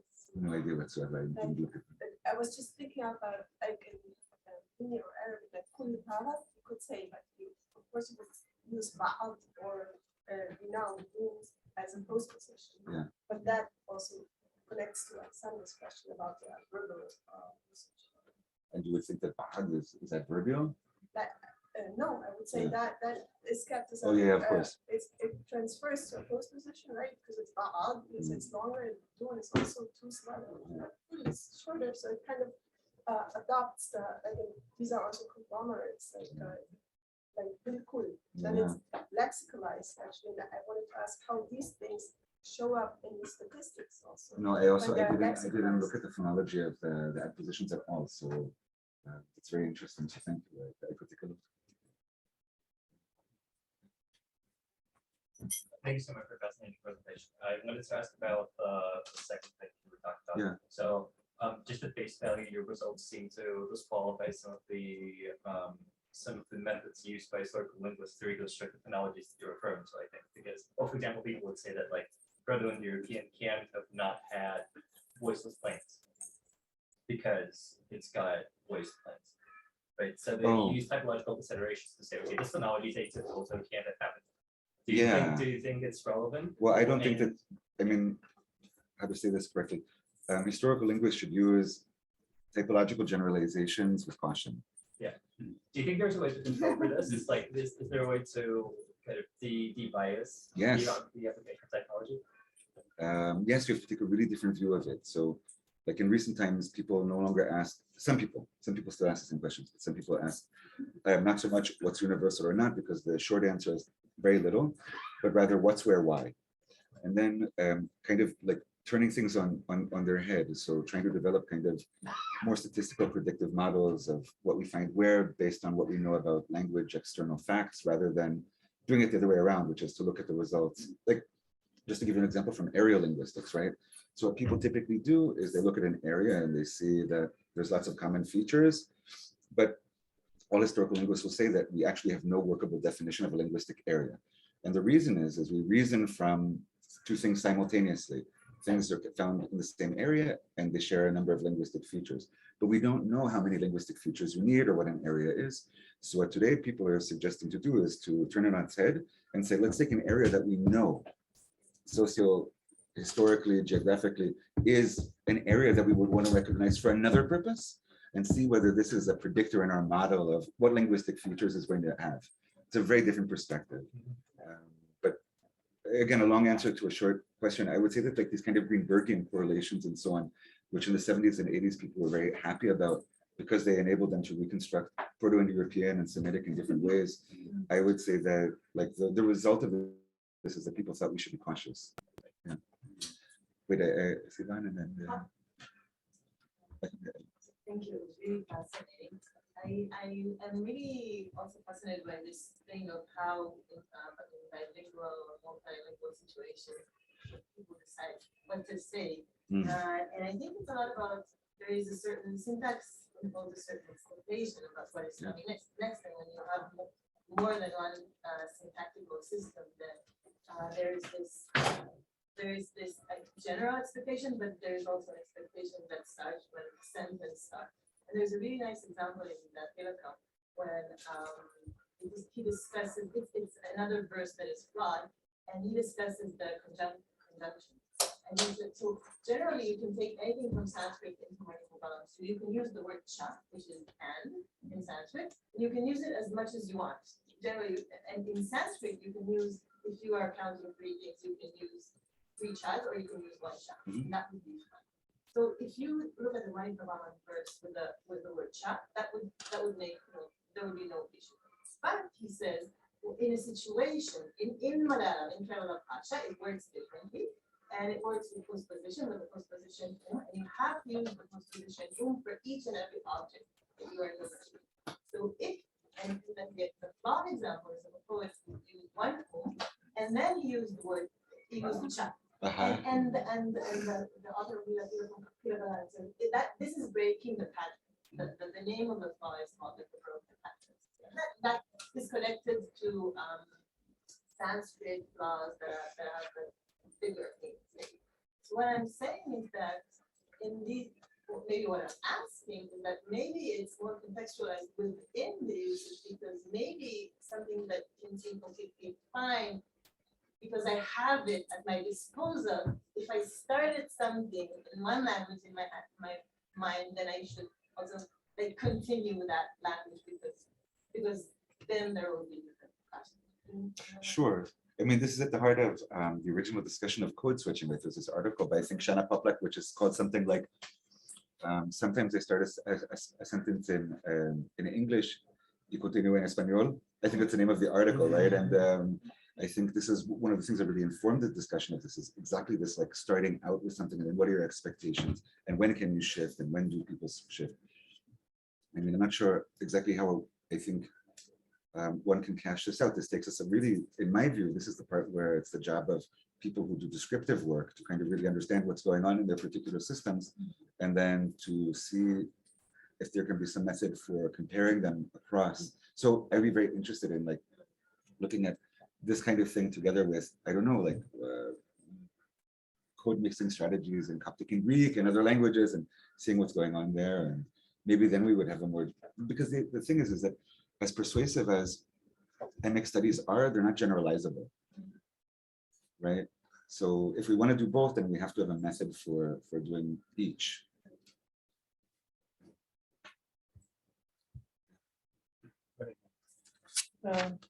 Thank you very much. I was thinking about professional translators, and then when Professor Anam and I said the grammars are more flexible than grammarians, yeah. And what about the professional translators, and also about the emetic question? I'm thinking of ancient translations of dead languages, or would this is micro data vis-a-vis your macro data, but I think I'm going to look differently at my materials now. Maybe, I mean, every translation has its own narrative, its own subgenre. I'm thinking of Linguistics study on those interlinear translations, and the word order is partly influenced by scribal conditions, as well as by syntactic and linguistic conditions. And the kind of translations, some of them that I'm working on, are sensum ad sensum, so really a lot of freedom, flexibility.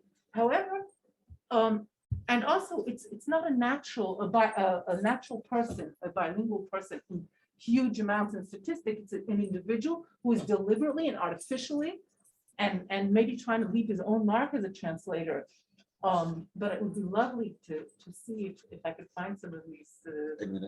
I'm sure this is the case, right? I know very little about the history of translation studies, but it made me think of like Martin Luther, the impact of Luther's translation on. We just talked about Hochdeutsch earlier, right? And you have these moments probably in all literary cultures where this kind of iconic heroes were translators, right? And among other things.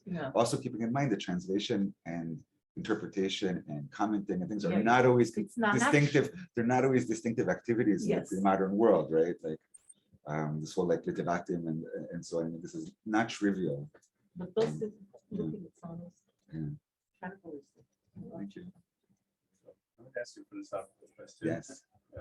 Partly motivated by the relatively inconclusive nature of the presentation, beautiful as it was, because it's a 60-40 statistical.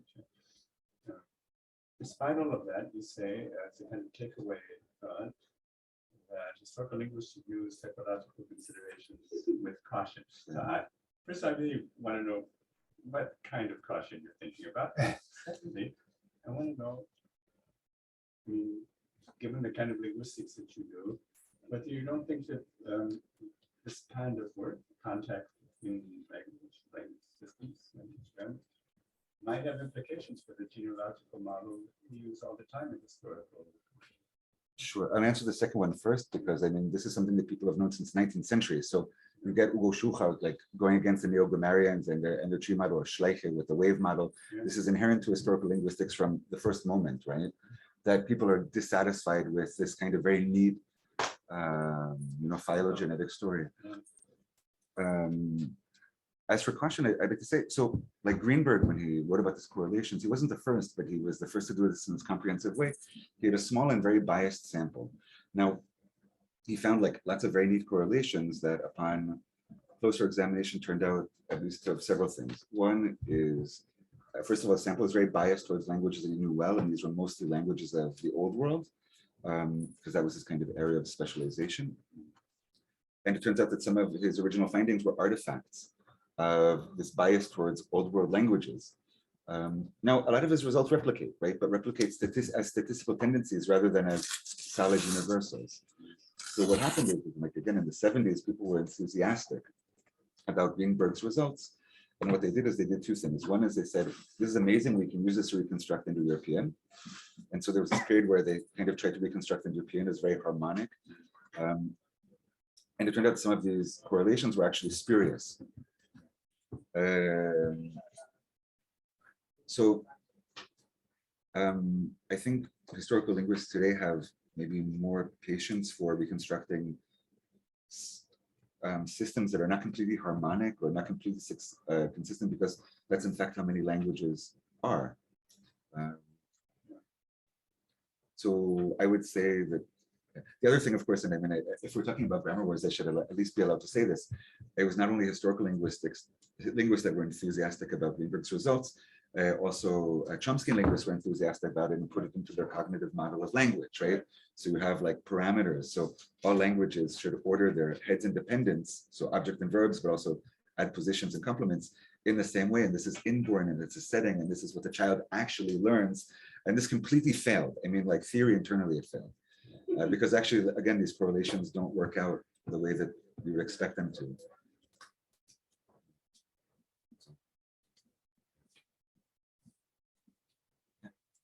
I want to come back and say hilarious. So why is So as it turns out, pho is a sound that doesn't exist in prehistoric human language. Its advent is after the development of agriculture, in particular milling technology. The story is this: as primates, we all have a situation where our back jaw retracts, so that our jaw is both above and in front of the lower jaw. And what happens is that in hunter-gatherer societies, this doesn't happen because of the use of the mouth as what's so-called a third hand, and also hard diets. So you get this edge-to-edge configuration. As it turns out, it's very easy to produce pho and va and other labiodentals when you have overbite configuration, and not when you have an edge-to-edge configuration. So this developed late in human language, and then it spread through language contact. And this was shown beautifully by Damian Blasi and Steve Moran and their colleagues in 2009. It's a very convincing story. And this is like really like a human evolution of language in the short term. So. Proto-Afro-Asiatic is reconstructed to propose B and F. Yeah. Do you think that disqualifies it as a pre-Neolithic language? Yeah, I don't know. That's a good question. So this is the kind of thing that I would think about, right? I mean, it doesn't rule it out as being possible. It's just biomechanically much harder to produce. Like you can experiment with this. You can like say pho and va, and we're all capable of doing this. But then you can try to make your jaws edge to edge, and try saying pho and va, and you'll find that you can make a sound like that, but it's difficult. Yeah, but agriculture comes in a lot earlier than you can reconstruct most proto-languages. So yeah, I don't think there's anything inherently wrong with having a proto-language which has a pho reconstructed for it, because you'll have several thousand years since agriculture was developed. The bridging context is not agriculture per se, but milling and having soft diets. Essentially, in order to have pho and va, you need a soft diet. Yeah, it's true. It's about chewing. So when you had a hard diet, you couldn't study adposition morphology. You could study morphology. You could have an aspirate. Aspirates are good. Or bilabial fricatives work too. I thought of an example from the languages that I think fits the LP paradigm, but seems rather superfluous. So, for example, in Thai, in order to express the perfect tense, one would use the particle lao, which comes borrowed from the Middle Chinese. Yeah. Modern Chinese, it's love. But there are all, and so this is a case of Chinese lending a postposition, and it being used as a postposition in a typically preposition. Yeah, for sure.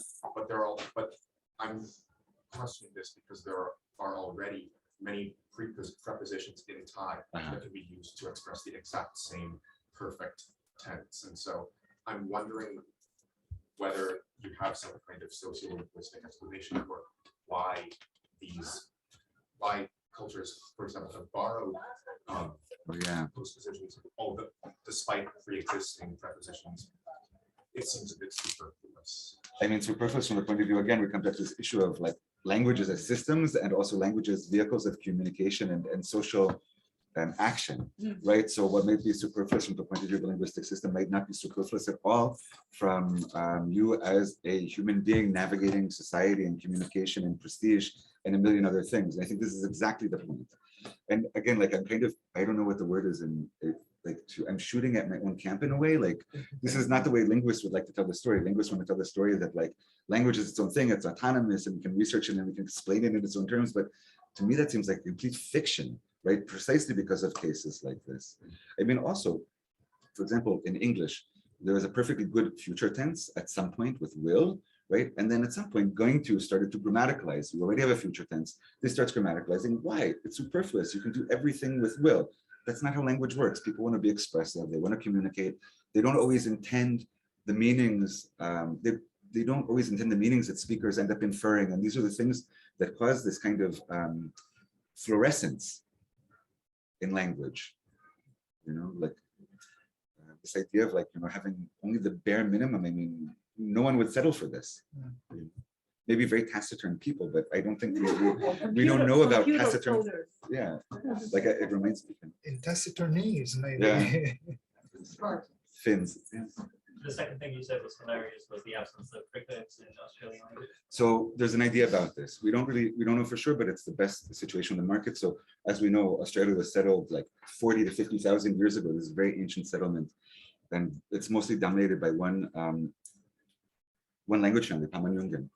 And no one really had a good explanation for why there are no fricatives at all. And fricatives are extremely common in the world's languages. What? Sibilants? Yeah, so sibilants are typically part of the fricatives, right? So sounds like sa, sha, ha, fa, va, and so on. And it turns out this is something that was proposed by Andy Butcher, who is a phonetician and speech, I want to say clinician, or not clinician, that's not the right word. There's endemic ear infections in the indigenous populations of Australia that leaves people partially deaf in exactly the frequency spectrum in which like fricatives have the most noise. So his claim, and he's made this claim, I think it's the only persuasive explanation, is that this is really an acquired thing that relates to really pathology, like continent-wide pathology among the indigenous populations. Yeah, so again, I'm not an Australianist, I'm not like a physiologist, I can't tell you whether this is true, but it's the only kind of successful, because left alone, these languages would have probably developed fricatives. That's how things work. You know? So maybe I misused the term hilarious, by the way, but yeah.